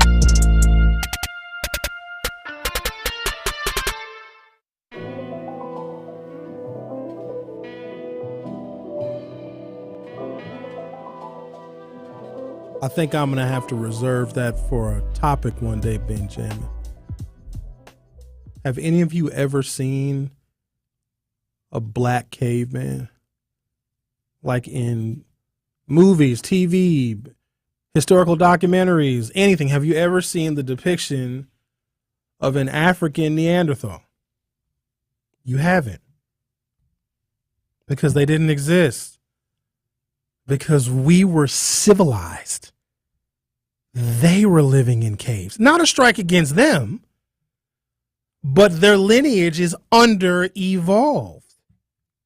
When they was in caves, doing God knows what, we literally had civilization. We had math, we had science, we had engineers, we had astronomy. We were building stuff. We were building stuff that nobody even knows how we built it. So just an FYI, I think that is a history that they're ashamed of, they're embarrassed of, and they don't want everybody else to know that they are under-evolved. And let me also say this is genetic fact. This is not any kind of racial bias, but some of you will take it as such. White skin is a genetic mutation. It's a genetic mutation that's positive for adaptation to a climate, but it is a genetic mutation. Look at the skin color and the amount of melanin that exists in human beings on planet Earth in the majority of the world, right? Mexico, Central America, South America. That's got to be 400, 500, 600 million people. The continent of Africa, billion people, melanated. Asia, Southeast Asia, China, close to 2 billion people. India, again, one of the oldest civilizations on planet Earth. They were civilized 5,000, 10,000 years ago. Melanin. And then what do you have left? Russia, which is maybe 30 million people. Like the amount of people that live in Russia, more people live in California than Russia, but it's a white Asian nation. And then you got Europe. What's Europe? 200 million people? The overwhelming majority of human beings on planet Earth are black and brown. The underwhelming minority of people have white skin. This, what I look like, what Benjamin look like, what Carrie Noni look like, what Melanie Ricks look like, what Jess Bree look like, Telly Hughes, Tony Smith, Doc B, Denise Thomas. We look like what human beings are supposed to look like. Just had to throw that in there. Like, no, we're just, and they're mad at us. Like, oh, we were freaking cavemen and they were building stuff. Ooh, I'm angry. Grr. They're just very mad. Let's talk to Andy Positive. Andy, can you go ahead. I just fumbled my phone. Much respect for Dion's vocation, and I really mean that. Sometimes you poke him, and I respect very much food service. And I wanted to see if I could make a clarification and add a couple points, if you will allow, Mr. Hughes. Oh, how could I refuse, Andy? By all means, you have the floor. Well, okay, the first thing is, yesterday, if you'll recall, I phoned in and you asked if I had black friends, and I said yes, and I was raised Catholic. I'm not an atheist now, but I was raised to tell the truth. And what I think I was misleading you, because the black friends that I had in mind were you and Benjamin and natural noni juice, and even Rita, even though she seems to hate my guts. And there is another fella, he's a mixed race, but I think he passed his for white, and he has alopecia. And I don't know him that well. I wanted to come clean on that one. Wait a minute. You know a mixed race person with alopecia? He passes for white, so he doesn't count as a black friend, so to speak. And there's another Vietnamese man who I don't think he knows my name, but we're friendly. But I just wanted to set the record straight, and can I make a couple of, I wanted to share a couple of ideas. Before you share your ideas, the black friends that you listed, you don't actually know because you've never met any of us. So I don't know if that would count. Friendship applies something mutual. That's why I feel like I was on the edge of a lie, but that's why I wanted to say that. So you don't have any black friends, which is fine. Like, I don't care. I'm not going to lose no sleep over you not having black friends. Just that fellow with the alopecia. He looks like he looks like a doll that has been loved too much. Like okay, let's go ahead and let's table that conversation, because if you're saying that a man looks like a doll that's been loved too much, why don't you go on with the other things you had to say before this gets even creepy? Okay, I was getting off course. Oh, one thing, you really struck a chord when you said that white people don't like it when they see blacks having fun, and I immediately thought of Father watching the television and swearing. We watched NFL together, and when Billy White Shoes Johnson of the Houston Oilers would score after a long punt return, he would dance in the end zone, and Father would lose his mind and spilled and chipped him all over the couch, and that's what I thought of. And I said, Sherwin Hughes is right.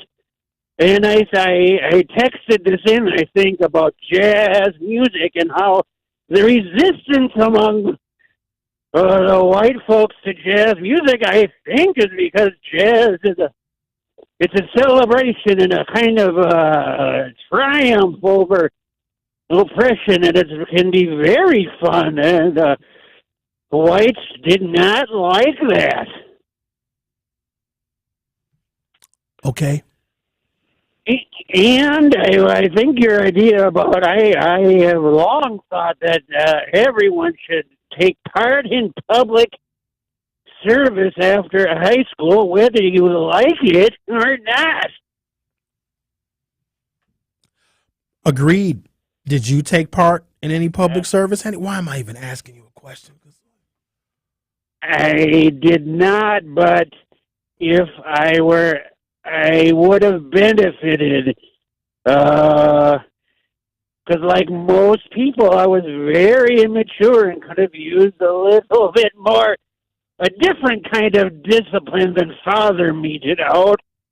Something a little more humane and rigorous as opposed to arbitrary. Don't want to know. So here's what you're going to do. Next year, you're going to sign up for the Tory Low neighborhood cleanup. That's going to be your community service, your public service. And between now and then, I want you to get 6 black friends.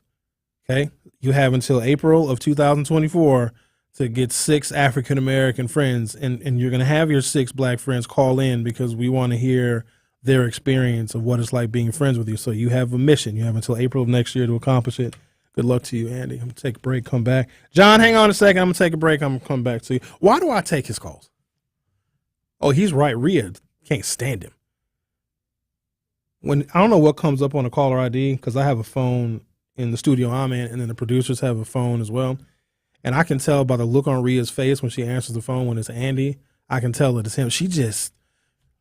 Rhea would fight Andy, I think. And Rhea looks like she can fight. So please don't sleep on Rhea. I don't even know where she at today. All I know is she ain't here. All right, Benjam, I'm going to take a break. Truth with Sherwin Hughes will be right back.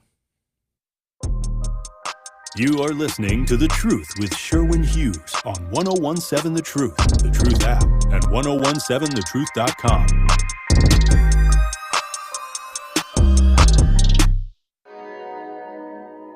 Tune into the award-winning 1017 The Truth this Saturday at 11 a.m. for the Center for Leadership of African Women's Wellness Show.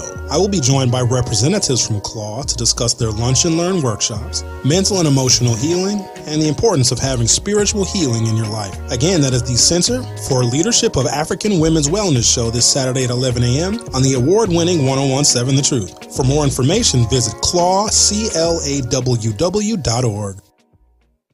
Hey, it's Jason Wildig for Associated Bank. Looking for a bank with home field advantage? You got it. At Associated Bank, we're more than just a bank. We're your neighbors. That's why scoring a Packers checking account is the right play for your pay. And here's the kicker. Your Packers debit card gets you 10% off at the Packers Pro Shop. Join the team today. Open your Packers checking account at AssociatedBank.com/Packers. Associated Bank, the bank of the Packers since 1919. Your money works here. Member FDIC.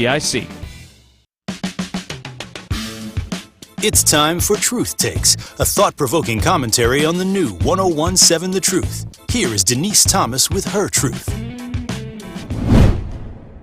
Over the past 2 years, I've been very intentional about self-care, including clinical therapy. And one of the many lessons that I've learned includes the biggest one that I've applied, and that is letting go. Oftentimes, we feel as though that we have to hold on to certain relationships, whether it's professional or personal, because we feel a sense of obligation. However, within that relationship, you're always feeling as though it's difficult to love you. You're a bad person. You're not good. Combined with what we're hearing and reading on social media and other news platforms. I want to remind you, as I've learned and gained through therapy, that in any relationship that you're in, it should be elevating your happiness. It should be elevating your joy. It should be providing you prosperity and peace. Don't get me wrong. In any relationship, there's misunderstandings, there's miscommunications, and that's where, as human beings, we allow the relationship to be bigger than that particular incident and say, you know what? When you said this or when you did this, it made me feel this. I may be totally misinterpreting it, but I just wanted you to understand how it made me feel. And in those situations where the continuous behavior makes you feel as though, again, that you're bad or that you're not good, or it's just always exhausting to be in that relationship, let it go. And you can release with love. You can let that person know we're no longer compatible. This does not feel good. I release you, and I release you with love. Let everything that is not bringing you value go so you can be around people, places, and things that bring out the best in you. You deserve it. This has been Truth Takes on the new 1017 The Truth. Listen to The Truth Be Told with DT and Telly weekdays from 7 a.m. to 9 a.m. You are listening to The Truth with Sherwin Hughes on 1017 The Truth, The Truth app, and 1017thetruth.com.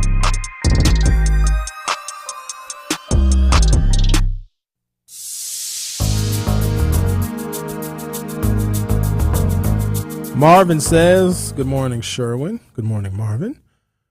Growing up in southeast Arkansas, I had a choice of working on a farm, making plywood at the nearby Georgia Pacific Mill, or joining the military. I decided on the military in 1981 and became a computer programmer.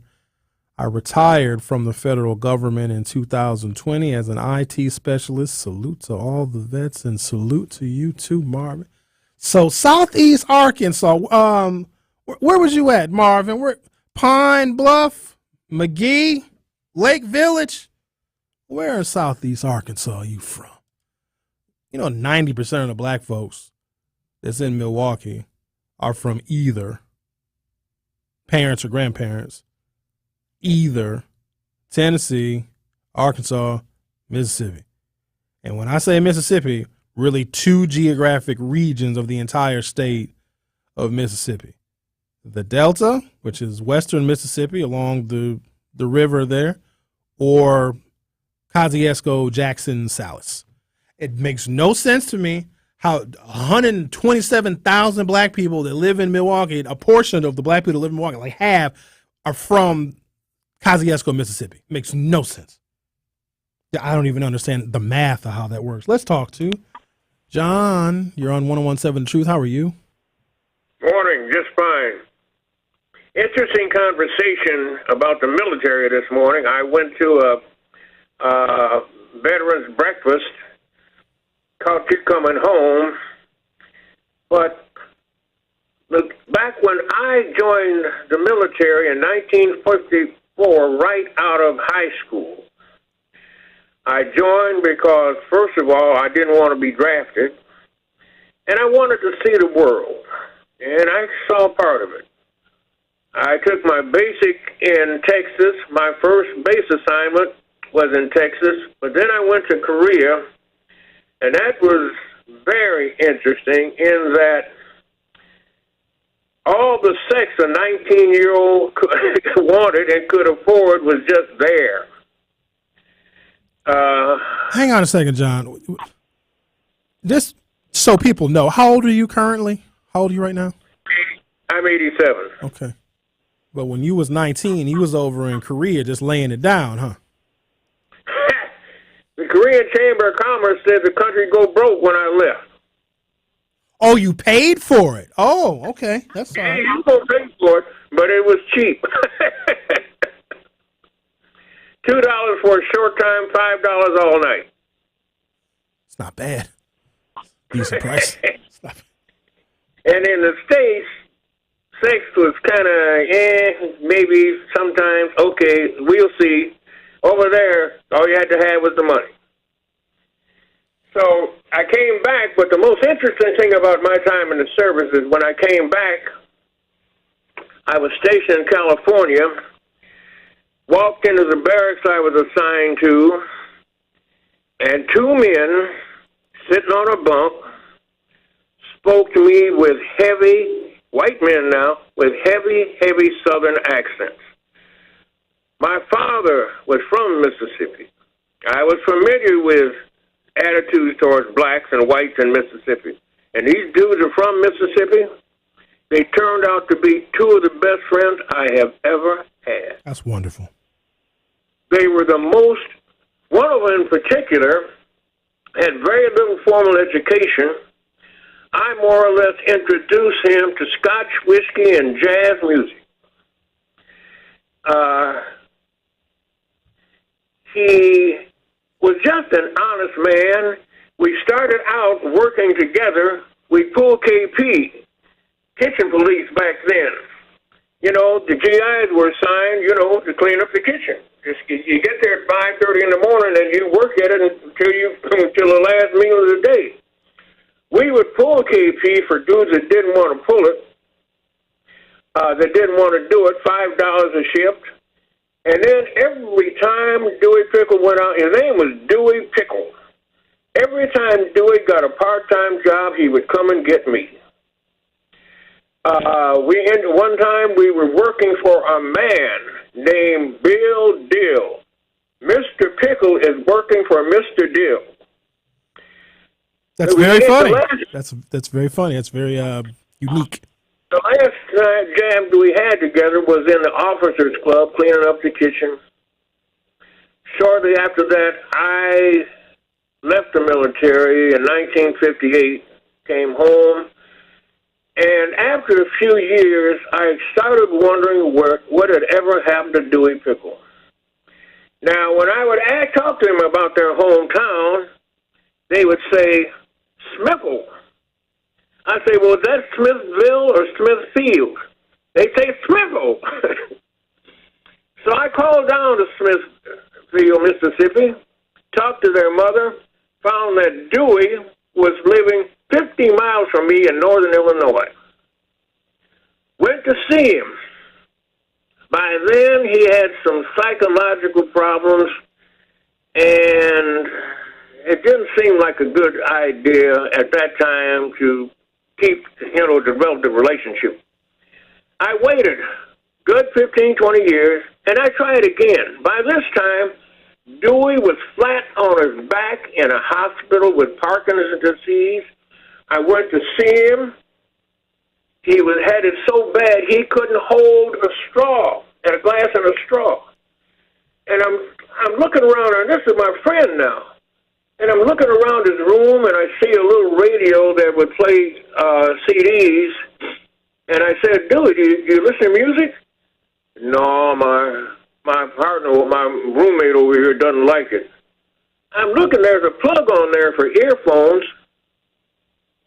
So I went and the song that I couldn't find then, he loved Deo by Harry Belafonte. He loved that song. He wanted to know if Harry Belafonte was black. Anyway, I gathered up some music, some earphones, and took it down to Illinois. He wasn't in a nursing home then. His oxygen had gotten so low they had him in the hospital. I walked in with the music, with the earphones. I said, Dewey, this is for you. He said, I said, how you doing? He said, well, not so well. I said, I bet you won't be able to, Tex wouldn't have to worry about you throwing him off his bunk now, would you? He said, was you in the Air Force, Dewey? I said, my nickname was Nip. I said, Dewey, it's Nip. Oh, well, something was going on at the hospital. They had to do something to him.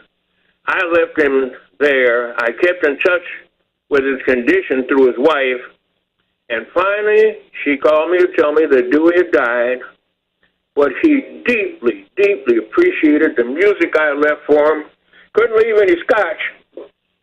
But it was an education to me that all the crap that goes on in Mississippi, two white men were the best friends I'll ever have. And the thing, the most important, they were just honest. They did not know how to lie. And never, never would I have respected that if I hadn't gone in the military and met them. Have a good one. Thank you, John. That was phenomenal. I'm not really sure about how the story started, how he would be with Korean prostitutes, $2 for a short time, $5 for all night. I'm noticing a theme here because do you guys remember when Miss Griffin called in yesterday, the 92-year-old, very sweet senior citizen that called in? They called the mayor a little black bedbug. Like, I don't know what it is about our seniors, but I love them so very much. And when they call, I let them talk because they just say, like, the jewels that come out of their mouths are just incredible. Okay, let's take a little pause for the cause, and we'll be right back for Hour 3. This is The Truth with Sherwin Hughes. More of The Truth with Sherwin Hughes is next on 1017 The Truth, The Truth app, and 1017thetruth.com. The WIAA football playoffs is here, and you know what that means, win or go home. Tune in this Friday night as the Marquette Hilltoppers look to keep their state championship hopes alive as they take on the Kimberly Papermakers in the state football semifinals. The football action kicks off at 7 p.m. on the award-winning 1017 The Truth. Marquette Hilltoppers football is presented by Gruber Law Offices and sponsored by Capital Insurance Agency, Magic Productions, Annex Wealth Management, C.G. Schmidt, Left's Lucky Town, Liberty Engineering, and Marquette University High School. This is 1017 The Truth's Tori Lowe, and the time is now, Milwaukee. I believe the people who listen to the Tori Lowe Show are ready for real change in the community and love to bring all the smoke. Tap in, Truth Nation, to the Tori Lowe Show every day from 1 p.m. to 4 p.m. on the new 1017 The Truth app, and 1017thetruth.com. The movement continues. Milwaukee Black Talk. Calling all dessert lovers. Craving something sweet and delicious? Look no further than Rashida's Creations, your one-stop dessert shop. Indulge in Rashida's Heavenly Cake Slices, available at 48 local stores near you. Or treat yourself to the finest flavors that'll satisfy your cravings, like Rashida's Strawberry Crunch Crumb or Rashida's Sweet Cake Jars, which are now available to ship across the U.S. Follow Rashida's Creations on Facebook at Rashida's Creations or place an order directly from their website at rashidascreations.com. Are you a true hip-hop enthusiast looking to immerse yourself in the rich history and culture of hip-hop? Look no further. The Milwaukee Hip Hop Museum is here to take you on a journey like no other. Join the Milwaukee Hip Hop Museum for fascinating exhibitions Monday through Friday from 12 p.m. to 7 p.m. Their guided tours will take you on a journey from the golden era of hip-hop all the way to present day. To schedule an appointment, go to MilwaukeeHipHopPopUp.com. Mic check 1 2 1 2. The Milwaukee Hip Hop Museum is here for you. Adopt US Kids presents What to Expect When You're Expecting. A teenager. Learning the lingo. Today I'm going to help parents translate teen slang. Now, when a teen says something is on fleek, it's exactly like saying, that's rad. It simply means that something is awesome or cool. Another one is totes. It's exactly like saying, totally, just shorter. As in, I totes love going to the mall with Becca. Another word you might hear is jelly. Jelly is a shorter, better way to say jealous. As in, Chloe, I am like so jelly of your unicorn phone case. You don't have to speak teen to be a perfect parent. Thousands of teens in foster care will think you're, rad just the same. To learn more, visit adoptuskids.org. A public service announcement brought to you by the U.S. Department of Health and Human Services, Adopt U.S. Kids, and the Ad Council. Truth Nation, stand up and tap in. This is 1017 FM, 1510 AM WGKB Waukesha and W269DL Milwaukee, a locally owned Good Karma brand station. You are listening to The Truth with Sherwin Hughes on 1017 The Truth, The Truth app, and 1017thetruth.com.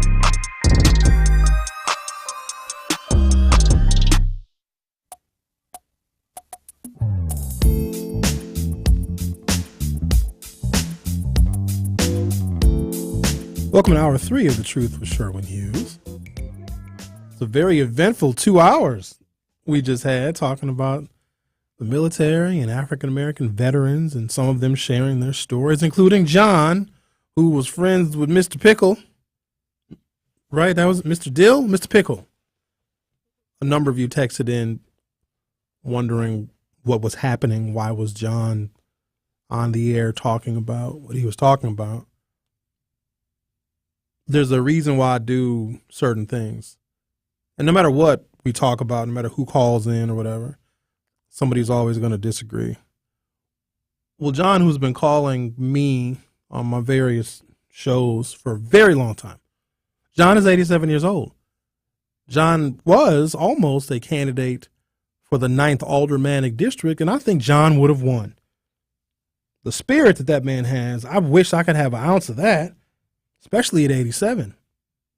But the reason why you may wonder, I'll let certain people, especially our elders and our seniors, first of all, I have a tremendous amount of respect for the wisdom and the life that our elders have lived, because we as young folks, we have no idea. We have no idea. Let me give you an example of how you have no idea. Remember when you were 14 or 15, you were a freshman, you were a sophomore in high school? Think about what life was like. Think about where you were, what you were doing, who your friends were, what your world view was at 14 or 15. And then fast forward, maybe some of you in your mid-40s, late 40s, or early 50s. You have no idea. You had no clue that you would be where you are right now when you were 14 or you were 15. Meaning if you add 25, 30, or 40 years to your life, you have no idea what's going to happen to you, the choices you make, the opportunities you accept, and more importantly, the ones that you don't. And I think that there is profound wisdom to be gained in that. But more importantly, the reason why I love when the seniors come in, because first of all, ain't no telling what they're going to say. It's usually some comedy gold if you just let them speak. But radio is different now. These shows live on forever on the internet. The podcast. There are shows I've done that I wish I could delete completely. Can't. They're here forever. John, I believe, has got great-grandchildren. Certainly grandchildren, and probably great-grandchildren as well. He's told us in the past. 20, 30 years from now, his great-grandchildren might want to hear their pawpaw tell that story so they can laugh and reminisce about him. And we have it captured because he said it on the air, and it's going to be documented in our podcast for all of eternity. There will be people that participate in this program and other programs who will not be with us forever.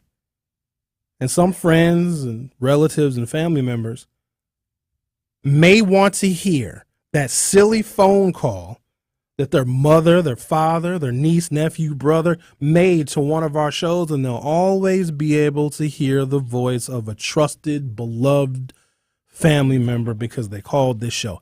That's why I do it.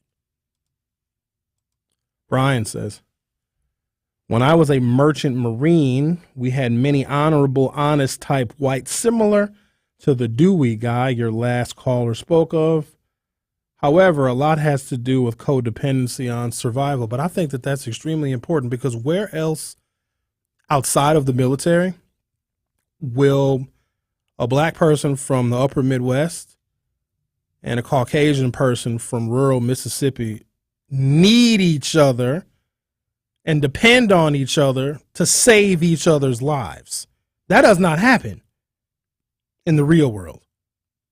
The kind of camaraderie that comes from that is unknown to most people.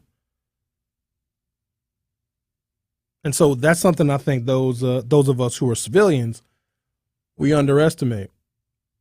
The relationships and the friendships that are forged between people who are serving in the military for a common purpose. They're there to serve, obviously, the nation and the branch in which they're serving, but also to protect and look out for one another if they happen to be in a theater of war or involved in combat. None of us know what that's like, and I appreciate those that do. Nay says, interestingly enough, to John's point, once the armed services got integrated, there wasn't, quote, too much racism. Many black and brown vets shared with me that it was poured and pounded into them.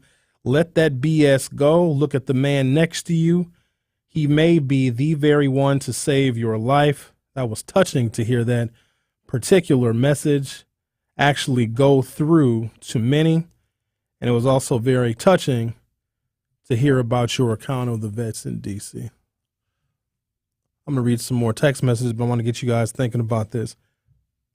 There's a lot of people that are just fed up with the United States, and it could be African Americans, because clearly, based on yesterday's show, this is a horribly racist place where nothing is fair.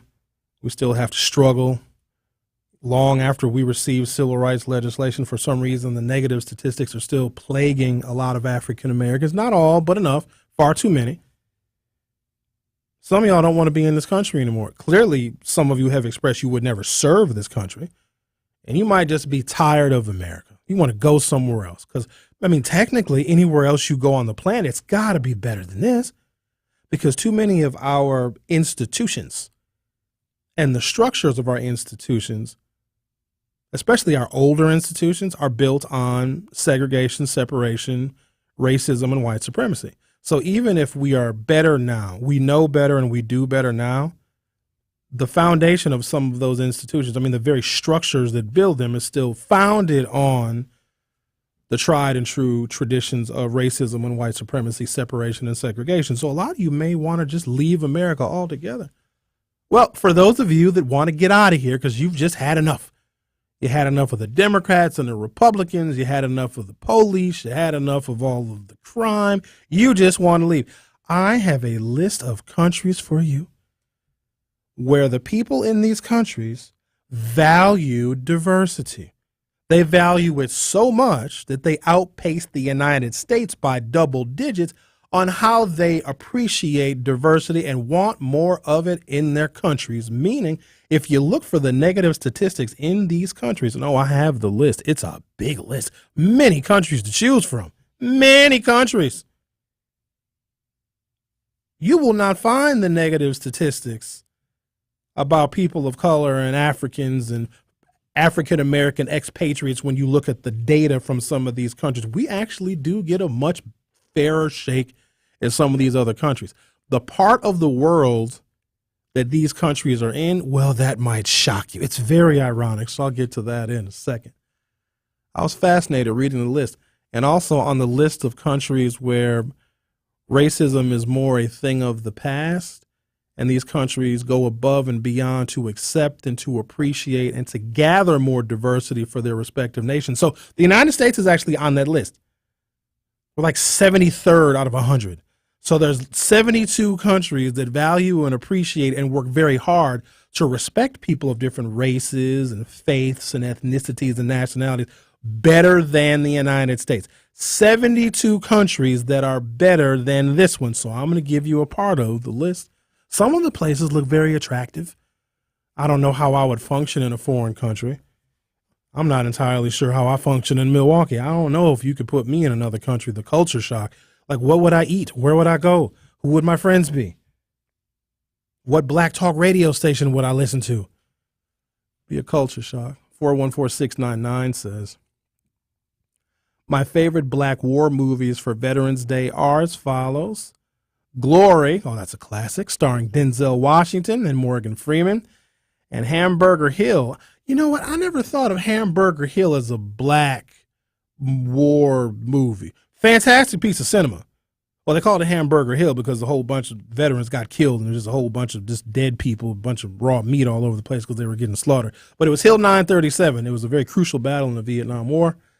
And The Walking Dead, which is a black war movie about black soldiers in Vietnam. So The Walking Dead I've never heard of, but I'm going to check that out, 414699. I love a good war movie. I do. Saving Private Ryan, fantastic. Platoon, fantastic. One of the best movies ever created in the history of moviedom, Full Metal Jacket. Oh, it's just a monumental. That's Stanley Kubrick, who was a depraved mind. I don't know how he comes up with some of the things that he comes up with, but my goodness, Full Metal Jacket is just fantastic. Nay says Thailand has got to be on that list. Funny you should bring Thailand up. So during the pandemic, I really got into these travel vlogs where people, very relatable human beings, like normal, regular people, say, I don't want to be in the United States anymore.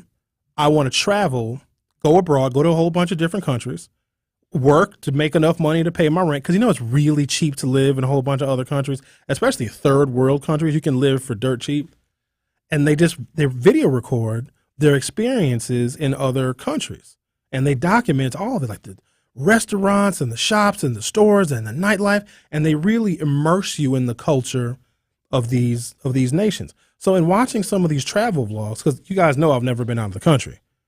In fact, I just got my first passport ever in the fall of 2019 because I was determined to travel out of the country for the entire year of 2020. That was the year that I said it.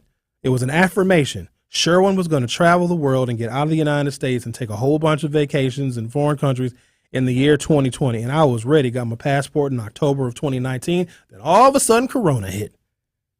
And then, of course, the world changed, and I kind of lost my wanderlust a little bit, but I believe I'm starting to get it back.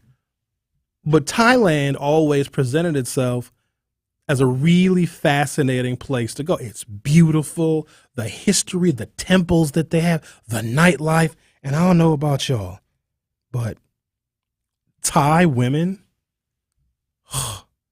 jeez, Thai and Filipino women, more so Filipino women. Filipino women love black American men.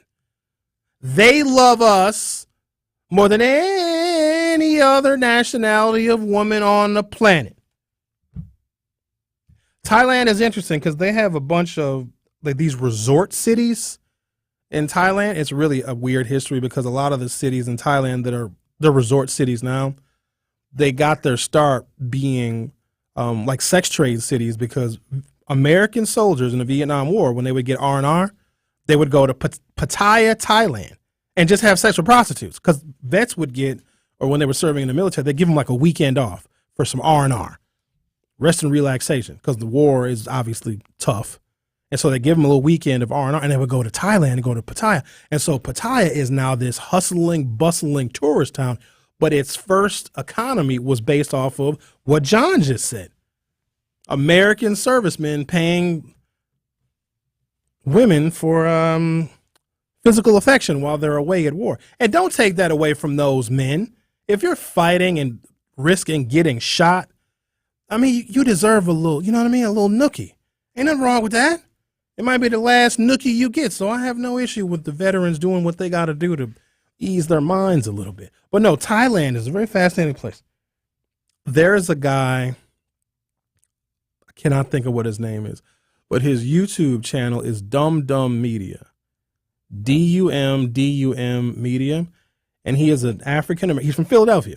He's a black expatriate that moved to Thailand, and he just films his life. And it's fascinating because you get to see what an African-American man's life is like in Thailand. And dude will never come back to the United States. He even said, he's like, yeah, I got family in the United States. They got to come over here to visit me because I'm never stepping foot in the United States ever again. So I'm going to give you guys the list of countries in which you are going to fare better than you would here in America. I said I was going to read some text messages, but I'm going to take a break, come back, and then I'm going to read some text messages at 833-212-1017, 833-212-1017. Best countries for racial equity, the article is called. We're going to talk about that next. The Truth with Sherwin Hughes. We'll be right back. You are listening to The Truth with Sherwin Hughes on 1017 The Truth, The Truth app, and 1017thetruth.com. Thank you, Truth Nation. Your willingness to share your stories with our community has helped make the Tory Lowe Show a 2-time first-place Wisconsin Broadcasters Association Award winner. Hey, I'm tapping in for the Milwaukee County Jail. Yeah, man, they treating us real bad up in here, man. I mean, they had us sleeping in feces and urine. They took the batteries from us, told us there wasn't no batteries in stock. I ain't never heard that in my life. We do this all for you, Milwaukee. We are the award-winning 1017 The Truth, Milwaukee Black Talk. This is 1017 The Truth's Melanie Ricks, and I am Milwaukee. I love Milwaukee so much. I love how rich this city is in history, and I love how rich we are in the moment. I think that every day there's something new that our city accomplishes, but it's important that we keep remembering that it takes a village to be great, and I know that we can be great as long as we all stick together. So why not stick together and join the home of Milwaukee's realest conversations where you can speak your truth. We are the new 1017 The Truth, Milwaukee Black Talk. You're listening to Black Chamber Radio. December 8th, 2023, the Wisconsin Black Chamber of Commerce will once again bring to life the Black and Diverse Business Showcase. You should be there. Featuring black and diverse businesses from around the state. You should be there. TWBCC.com to register now.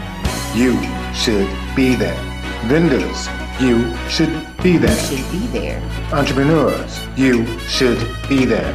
Elected officials, you should be there.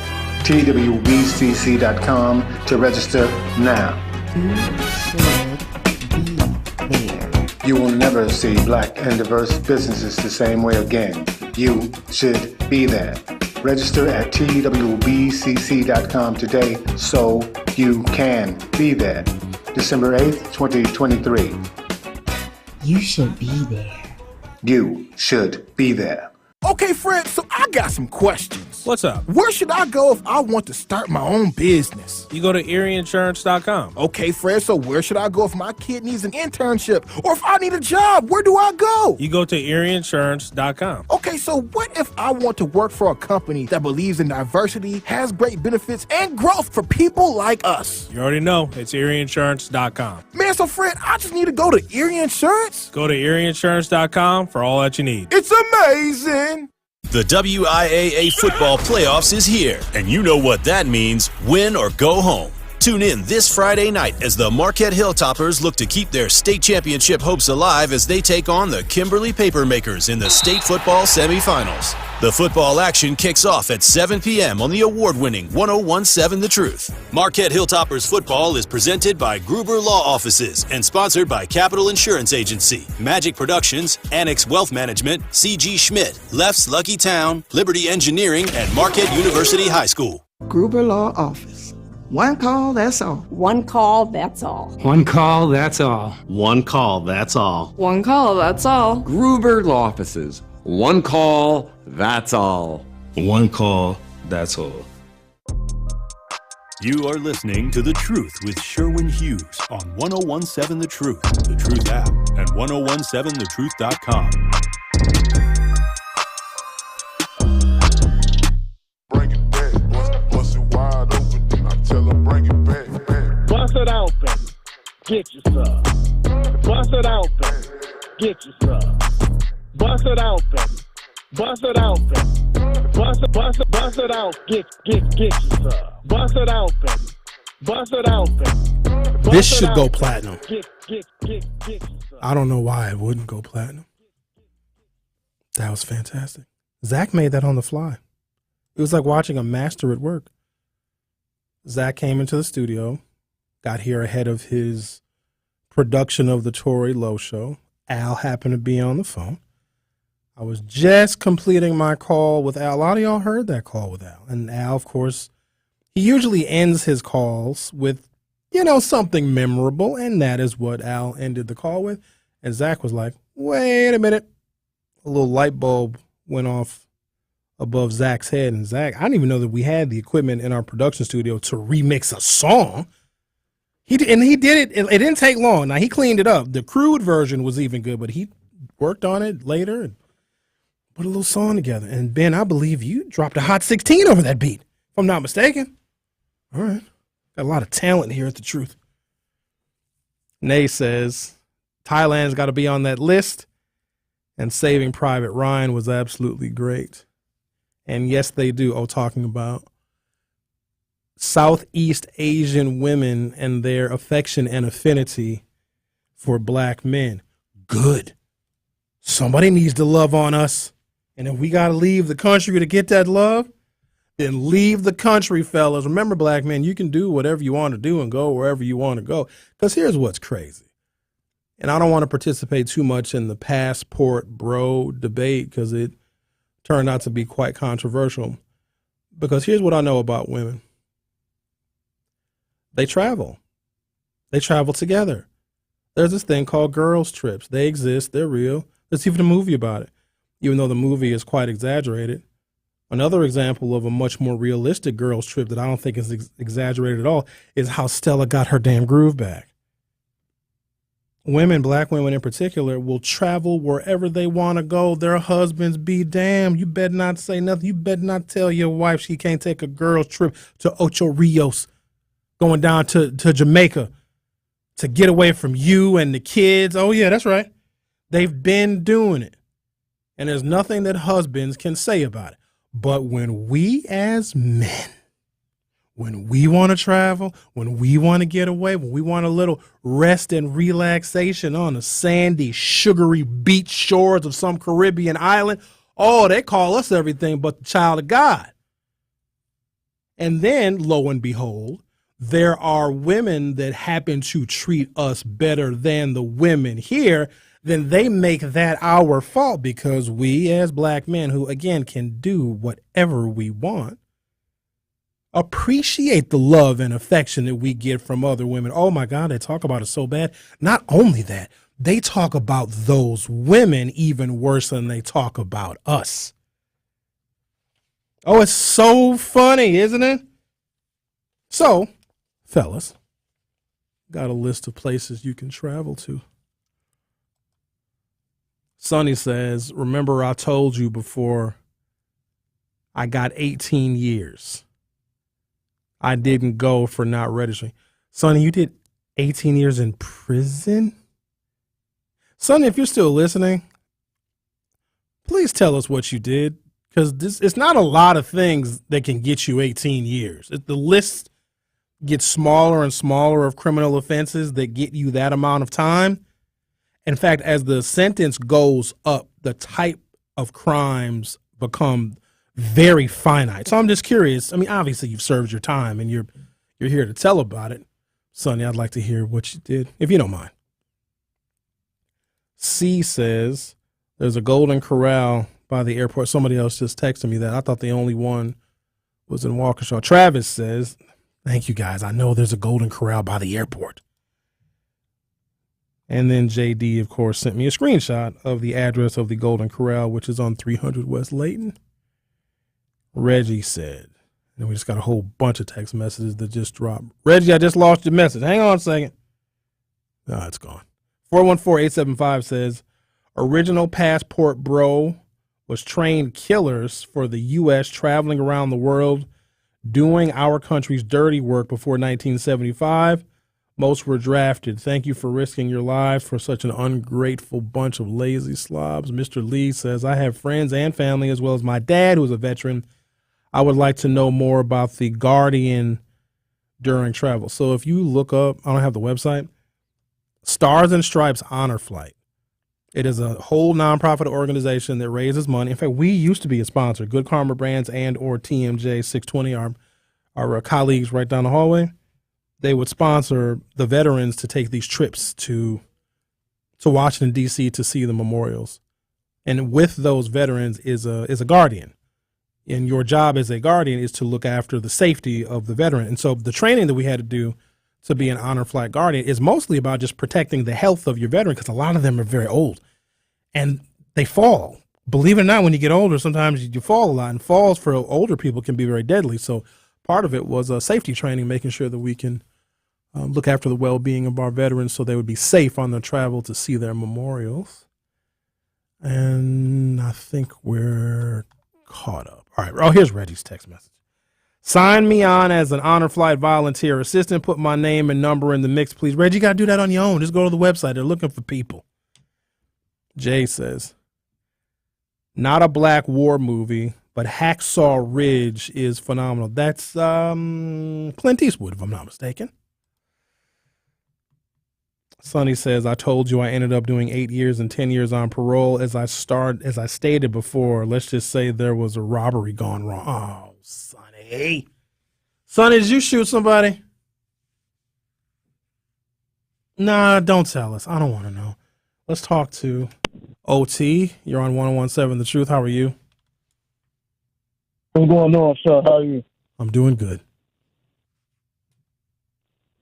Yeah. I just want to chime in on this subject. And these other coaches, nations of color, I don't know if I want to throw in Africa, but you ever hear and see about, them having big overgrown women, dominant women in their coaches?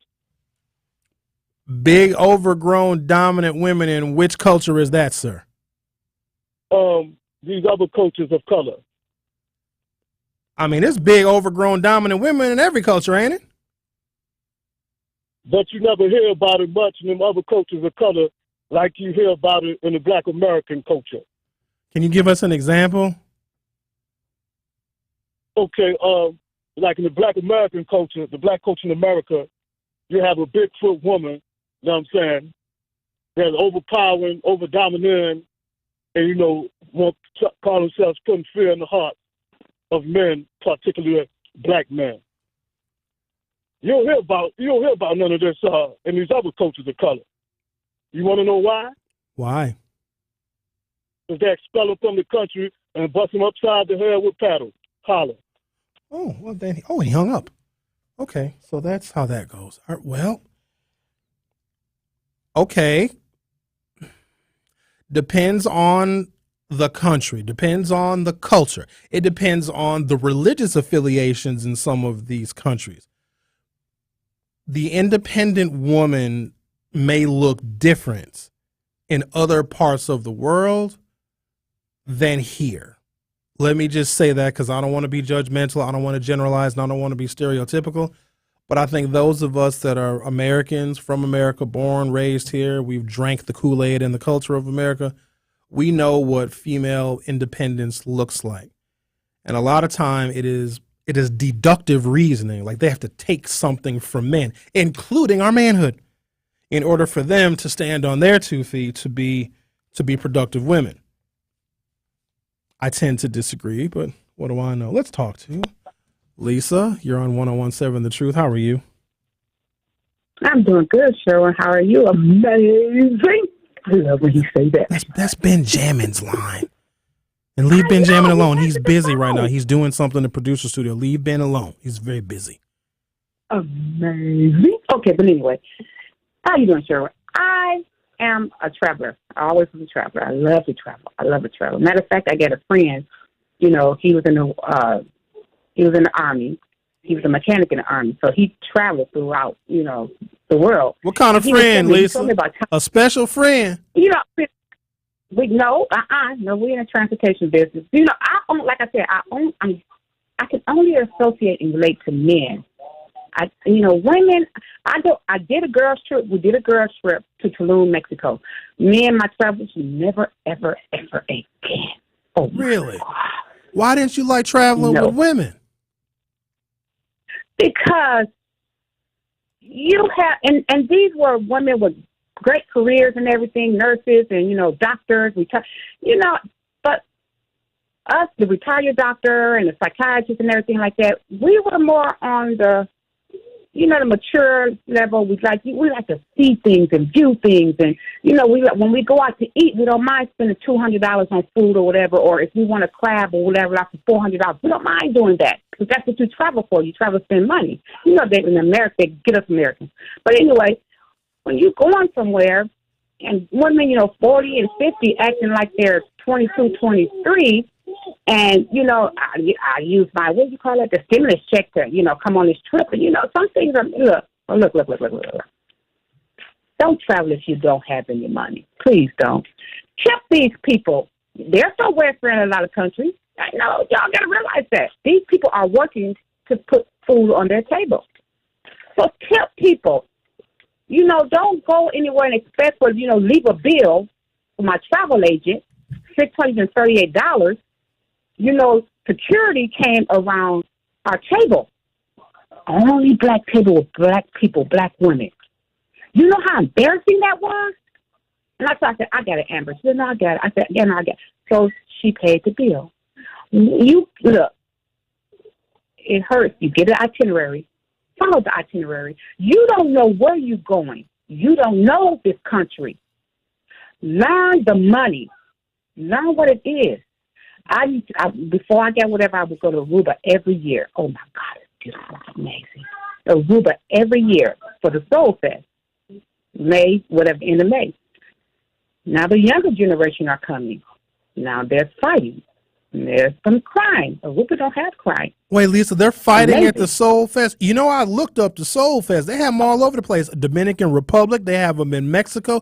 You mean to tell us that our people is going down to that wonderful music festival and they're fighting? Don't tell me that's not true. Look, yes, when I first went, it was like, people like 35. You might have a little, an older. And I mean, when I say older, you got 70 and 80-year-old people there dancing, having, oh my goodness, it's beautiful. It's expensive, beautiful. Lisa, because I was looking at the one that was in Cancun. It was like for the accommodations that I wanted, because when I travel, I like to live better than when I'm at home. I ain't trying to travel and live the same way. It was like $4,500, but it was a week, though. It was a week. What would you know what? You need my travel agent. Because when I left Tulum, I went to Cancun for a couple of days. But I didn't know I had kidney failure, but I was sick. But I did enjoy Cancun. Cancun is cheap. It's just, you want to tip people. You want to tip your drivers. You want to tip the servers. And I don't, in America, United States, I tip $10, $20, whatever I may have, whatever. So over there, I tip, and that's a lot of money. $10 is a lot of money to them. $20 is a lot of money because their currency is different than ours. So, they take care of me. You talking about hotels? Oh, I can tell you about them traveling.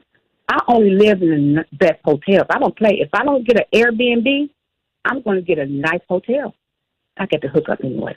But I have so many points from traveling. I learned from white folks. I learned from them. Oh, they use them points. You better grab them points. I'm a point queen. Use them credit cards and use them points, but don't use the credit card too much. But anyway, you gain points. And the points will give you free rooms, free airfare, whatever it may be. I told you I lived on the road. I lived in nothing but highways. My house is remodeled like my hotel, like a hotel. You come in my house, you be like, oh, is this a hotel? No, because I lived in hotels. That's all I see. Well, Lisa, when I do a show dedicated to travel and international travel, I'm going to have you be my co-host. But I'm not doing that show today. I'm talking about other stuff, but I'll reach out to you. I would give you my travel agent. Wanderlust Travel. You could travel cheap. She done been a CEO for companies and everything, but she know how to do it. That's all, But anyway, I will give you the hookup. You wanted my Tulum, Mexico was only $1,300, but I had an luxury room. Normally that's like you said, $4,500, but she knows what she's doing. Yeah, if I could show you a picture of my room, you'd be like, oh, okay, Lisa, that's how I would. Yeah. Tulum, Mexico is nice. Y'all people go travel. Go. And you know what, Sherwin? Eat that food. Ain't nothing wrong. Try something different. You never know what you may like, but you know what? You can say, I've been there, I've done that. Thanks, Lisa. I gotta do something right now. I gotta go, but we'll talk soon, I'm sure. Okay, love you. All right then, Lisa. I love you. Okay. Okay, Lisa, you love every damn body. Time to give away that money again. It's time. Let's do it. One call, that's all. That's right. We bringing it back. Busted wide open, and then the guy to bring it back. One call, that's all. Right now, be call number 7. Be entered to win our $5,000 giveaway courtesy of Gruber Law Offices. Our phone number is 833-212-1017. Call number 5, and you'll be entered to win $5,000. Remember, if you or a loved one has been injured in an accident, call Gruber Law Offices now. One call, that's all. Call number 5 for your chance to be entered to win $5,000 courtesy of Gruber Law Offices. Y'all know that I just gave the money away like 2 weeks ago. Well, we're doing the drawing again. Caller number 5 gets entered to win $5,000. The Truth with Sherwin Hughes. Will be right back.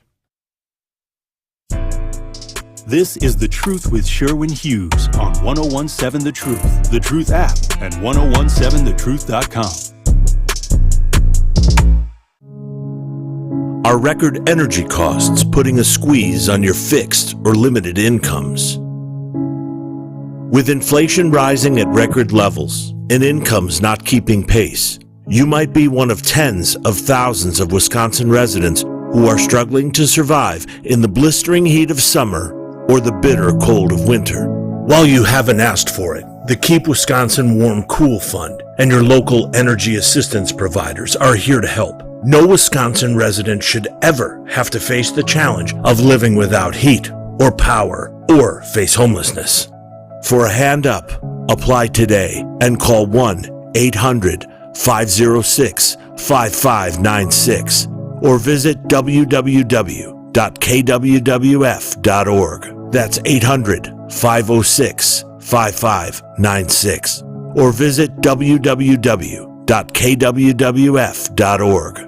We all want a healthy, thriving community, and we all thrive when we share our time, talent, treasure, and ties. The Greater Milwaukee Foundation is partnering with the community through the Greater Together campaign.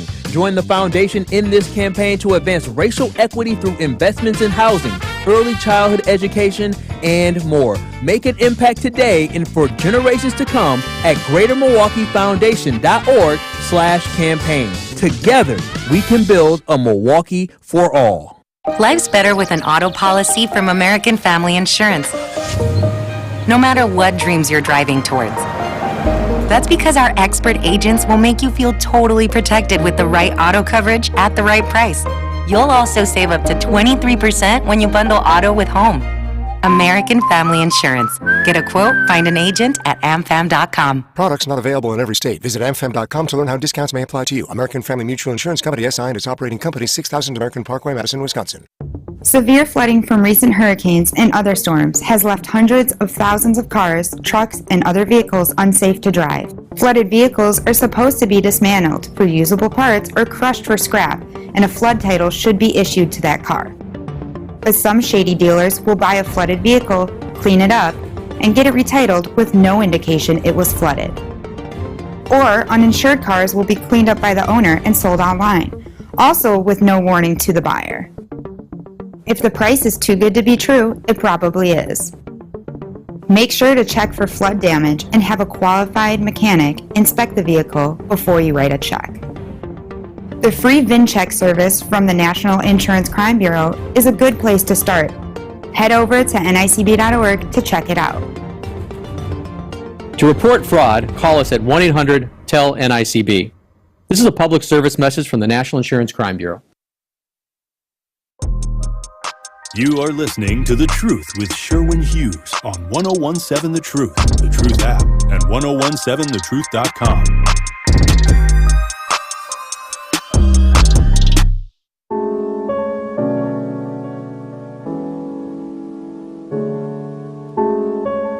Are you tired of paying rent to a landlord when you should be paying yourself? Well, you need to be a homeowner. That's where Axe Housing comes in.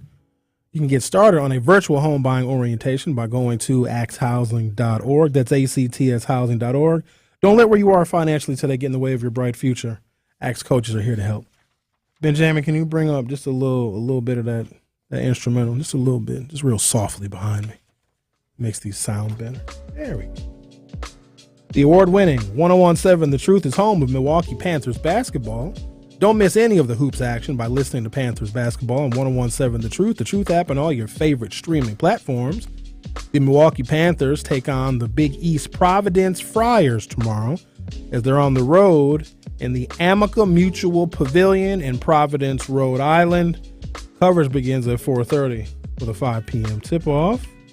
And the truth, get it right, Sherwin, is home of Marquette University High School football. There's a huge matchup this week as the Hilltoppers take on the Kimberly Papermakers. The winner of this trip goes to state. Kickoff is set for 7 p.m. tonight. High school sports on the award-winning 1017 The Truth is presented by Gruber Law Offices. One call, that's all. Associated Bank sees small businesses as a community's greatest asset. Remember to shop local and support area entrepreneurs this season. Looking for business banking that meets you where you're at? Get started at associatedbank.com/business. Member FDIC. And the Black-owned business give back is back. We've again teamed up with Associated Bank to help our local black businesses grow and succeed. We're giving away $6,000 worth of free commercials on 1017 The Truth to 5 black businesses this year. To sign up for this offer and for official contest rules, go to blackbusinessgiveback.com. Associated Bank, member FDIC. All right, now. Here's the what's the person's name? Kenny, Kurt. Shout out to Kurt, who was our drawing entry winner today. All right, small correction from what I said earlier. Of the, I thought it was 100 countries that was ranked by U.S. News and World Report. It is 87 countries were ranked. The United States is 73rd out of 87 countries as far as equity and respect for equity.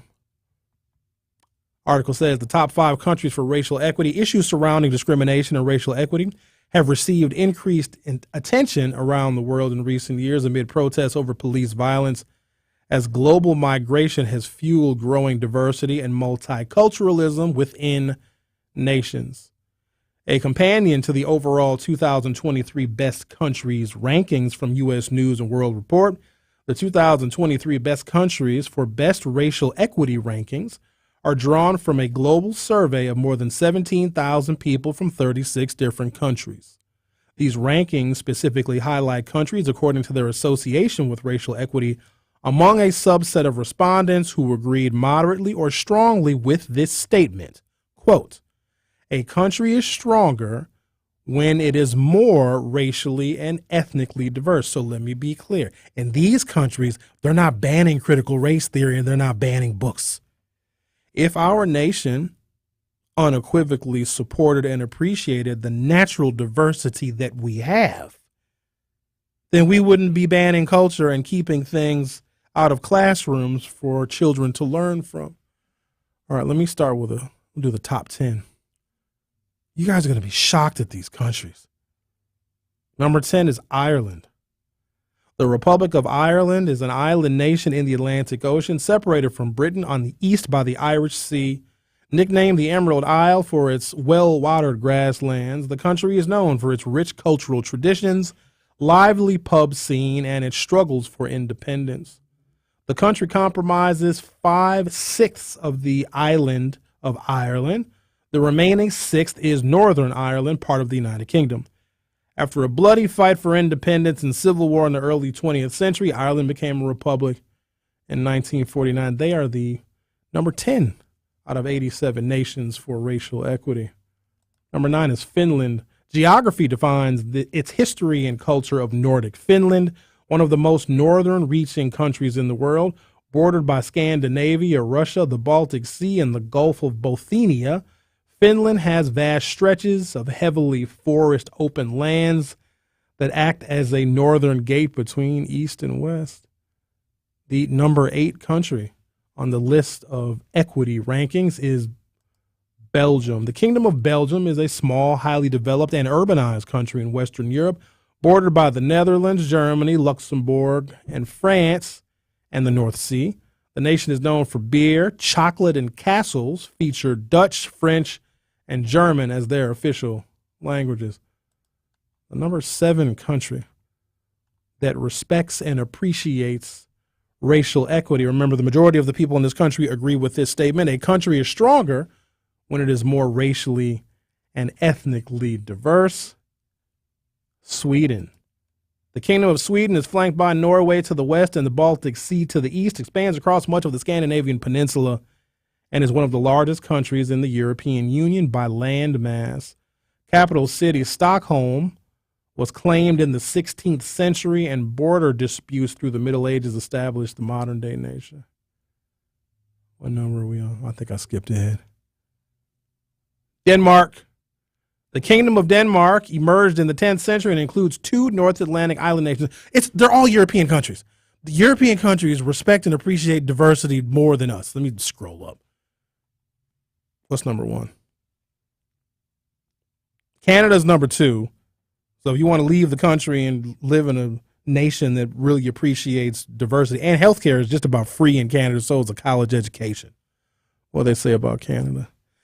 Canada takes up about 2/5 of the North American continent, making it the second largest country in the world after Russia.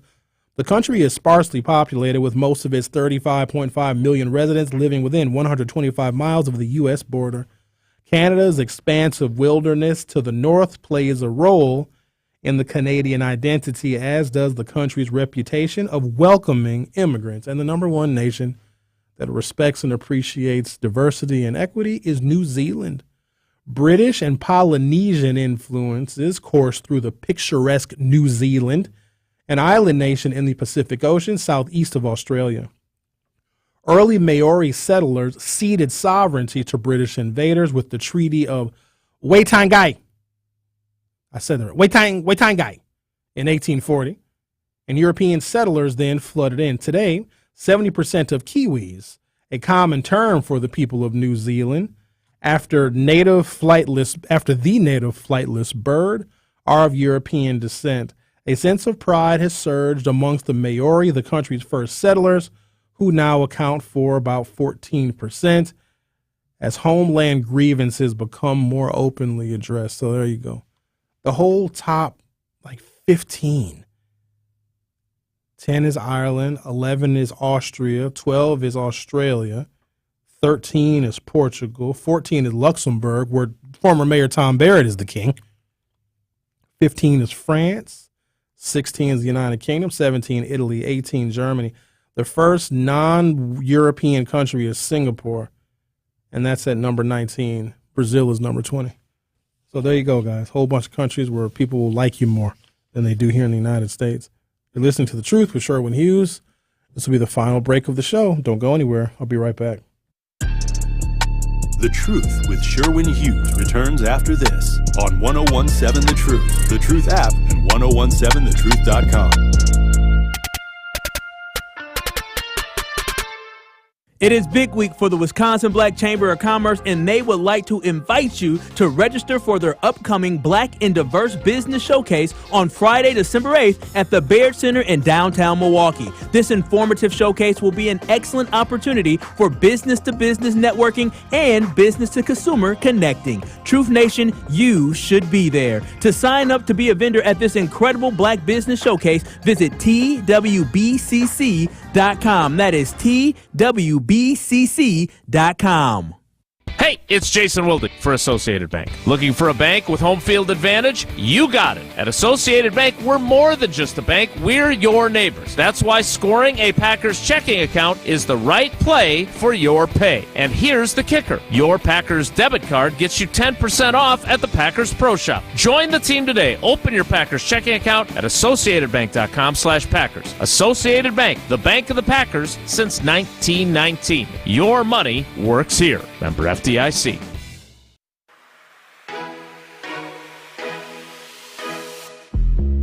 It's time for Truth Takes, a thought-provoking commentary on the new 1017 The Truth. Here is Melanie Ricks with her truth.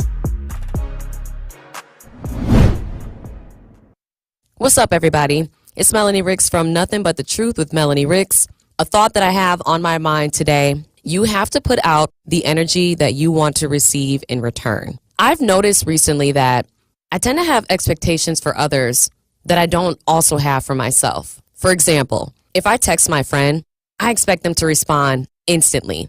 But if somebody texts me, I'll take my time and respond whenever I'm good and ready to. So why is it that I feel as if others have to get back to me right away if I'm not willing to get back to them? That's just one minor example. But when it comes to work, let's say you're feeling dissatisfied with your job performance or maybe with the atmosphere, what's going on with work. Perhaps so you're hoping for a promotion of some sort and things just aren't going the way that you want. Okay, so what are you doing to fix that?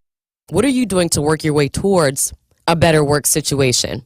What is the energy that you are putting toward your job, toward your coworkers? Even when it comes to family dynamics and other relationships, or perhaps encounters with strangers. What is the energy that you are giving to the people around you? And what is the energy that you expect in return? I sincerely believe in the law of attraction, and I very much do feel that what you put out is what you will receive. So if you are someone who feels as if you are not getting the best out of things in life, perhaps it's because you are not putting your best foot forward and you are not putting the best energy that you can toward those things. The law of attraction is real, y'all. I'm telling you. Listen to Nothing But the Truth with Melanie Ricks, weekdays from noon to 1 p.m. This is The Truth with Sherwin Hughes on 1017 The Truth app, and 1017thetruth.com.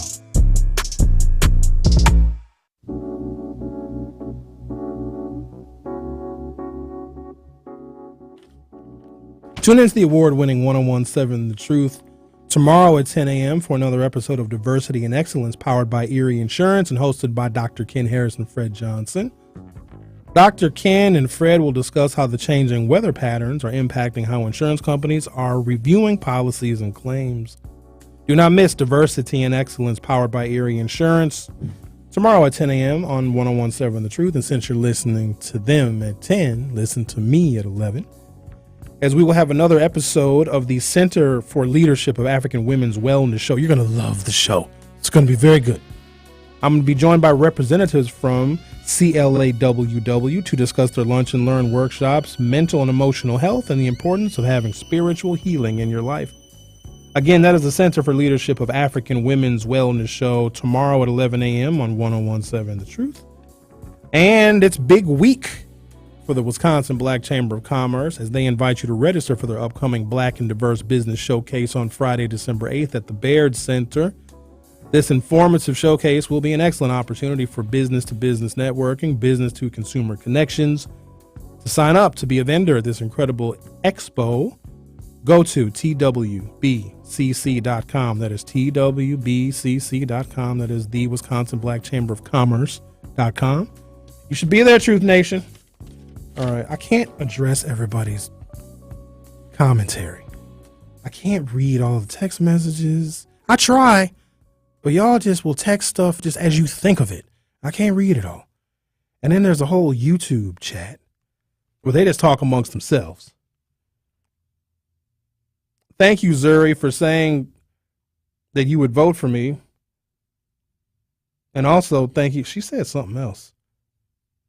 I like the black on Sherwin's brown skin today. She always saying something about what a brother wearing. Keep it in your pants, Zuri. Relax. Barbara Smith says, I got tired of arguing with Sherwin by myself. So here's the thing, Barbara. You just, any little thing you can find to nitpick, you do. Like literally anything. I say, she does a lot of whataboutism. Well, what about this, Sherwin? Well, you didn't, what about that? It's not fair for women, Sherwin. Black women have it hard. Shut up, Sherwin. She really hates when I talk about relationships. She hates it because I'm right. That's fine. I'm used to it. Mike from Mill Road said, yeah, Canada definitely the card to pull if you want to leave the United States, in my opinion. Jay says, please send me a link to the article. I gladly will, Jay. Coming right up. And if you guys want any of the information that you hear on this program, go to the Hughes Views Facebook group because I post a lot of this stuff, but if you request it, I'll send this stuff to you as well. LT said, I'm going to Sweden in May and back to China in October. My passport. I don't know what that means. And my visas are in order. This will be my 11th time back to China. I've been to Taiwan 6 times, India and Ireland. I have global entry and always travel by myself because Americans don't know how to act. Reggie says, happy 248th birthday, Marines. Hoorah. Shout out to the Devil Dogs. 414699. What is this? Oh, a screenshot of the movie The Walking Dead. Yeah, I never heard of it. I don't even know who the actors are. So it's a black actors, and it's a film about Vietnam War. I'll check that out. Ronnie says, Officer and a Gentleman. With Lou Gossett. That's a classic right there. Very good movie. I saw that movie way too young. And some of the subject matter that it deals with, I don't know if I was prepared for it, but very good movie. Won a bunch of Oscars. Richard Gere is in it. Lou Gossett Jr. is in it. Other people are in it. 414232 says, Passport Bro. I'll do a show on the Passport Bros. It's just black men that want to travel. Like, don't y'all realize, non-black men that are listening, that sometimes it's rough for us over here and we want to go somewhere else where it's not as rough? It's crazy because you have all these people that'll empathize with us and talk about how bad it is for black men. Black women it's terrible. Our black men are getting killed. But then when we go find solace somewhere else, y'all hate us for leaving. No, stay here and continue to be discriminated against and be punished. Don't go somewhere else because you may like it better. Kiana, I don't mean to ignore your messages, but when you're messaging me in several different places, it's tough. So she texted at 9:30. Just tuning in, so I don't know if you said anything or not. Good morning, Sherwin. Are we supposed to be picking the topic of the day? Y'all always pick the topic anyway. The topic she wanted me to discuss today was building generational wealth and how important it is, what it looks like, how to do it, what it is in general, things like that. And I believe our black women being in the military contributes largely to our education and why we're the most educated. A lot of people go to the military because of the free education.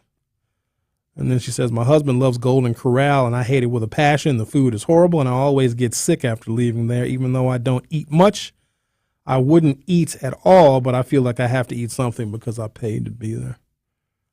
All right, that's about it. Thank you, guys. It's been an interesting week. Appreciate the conversation.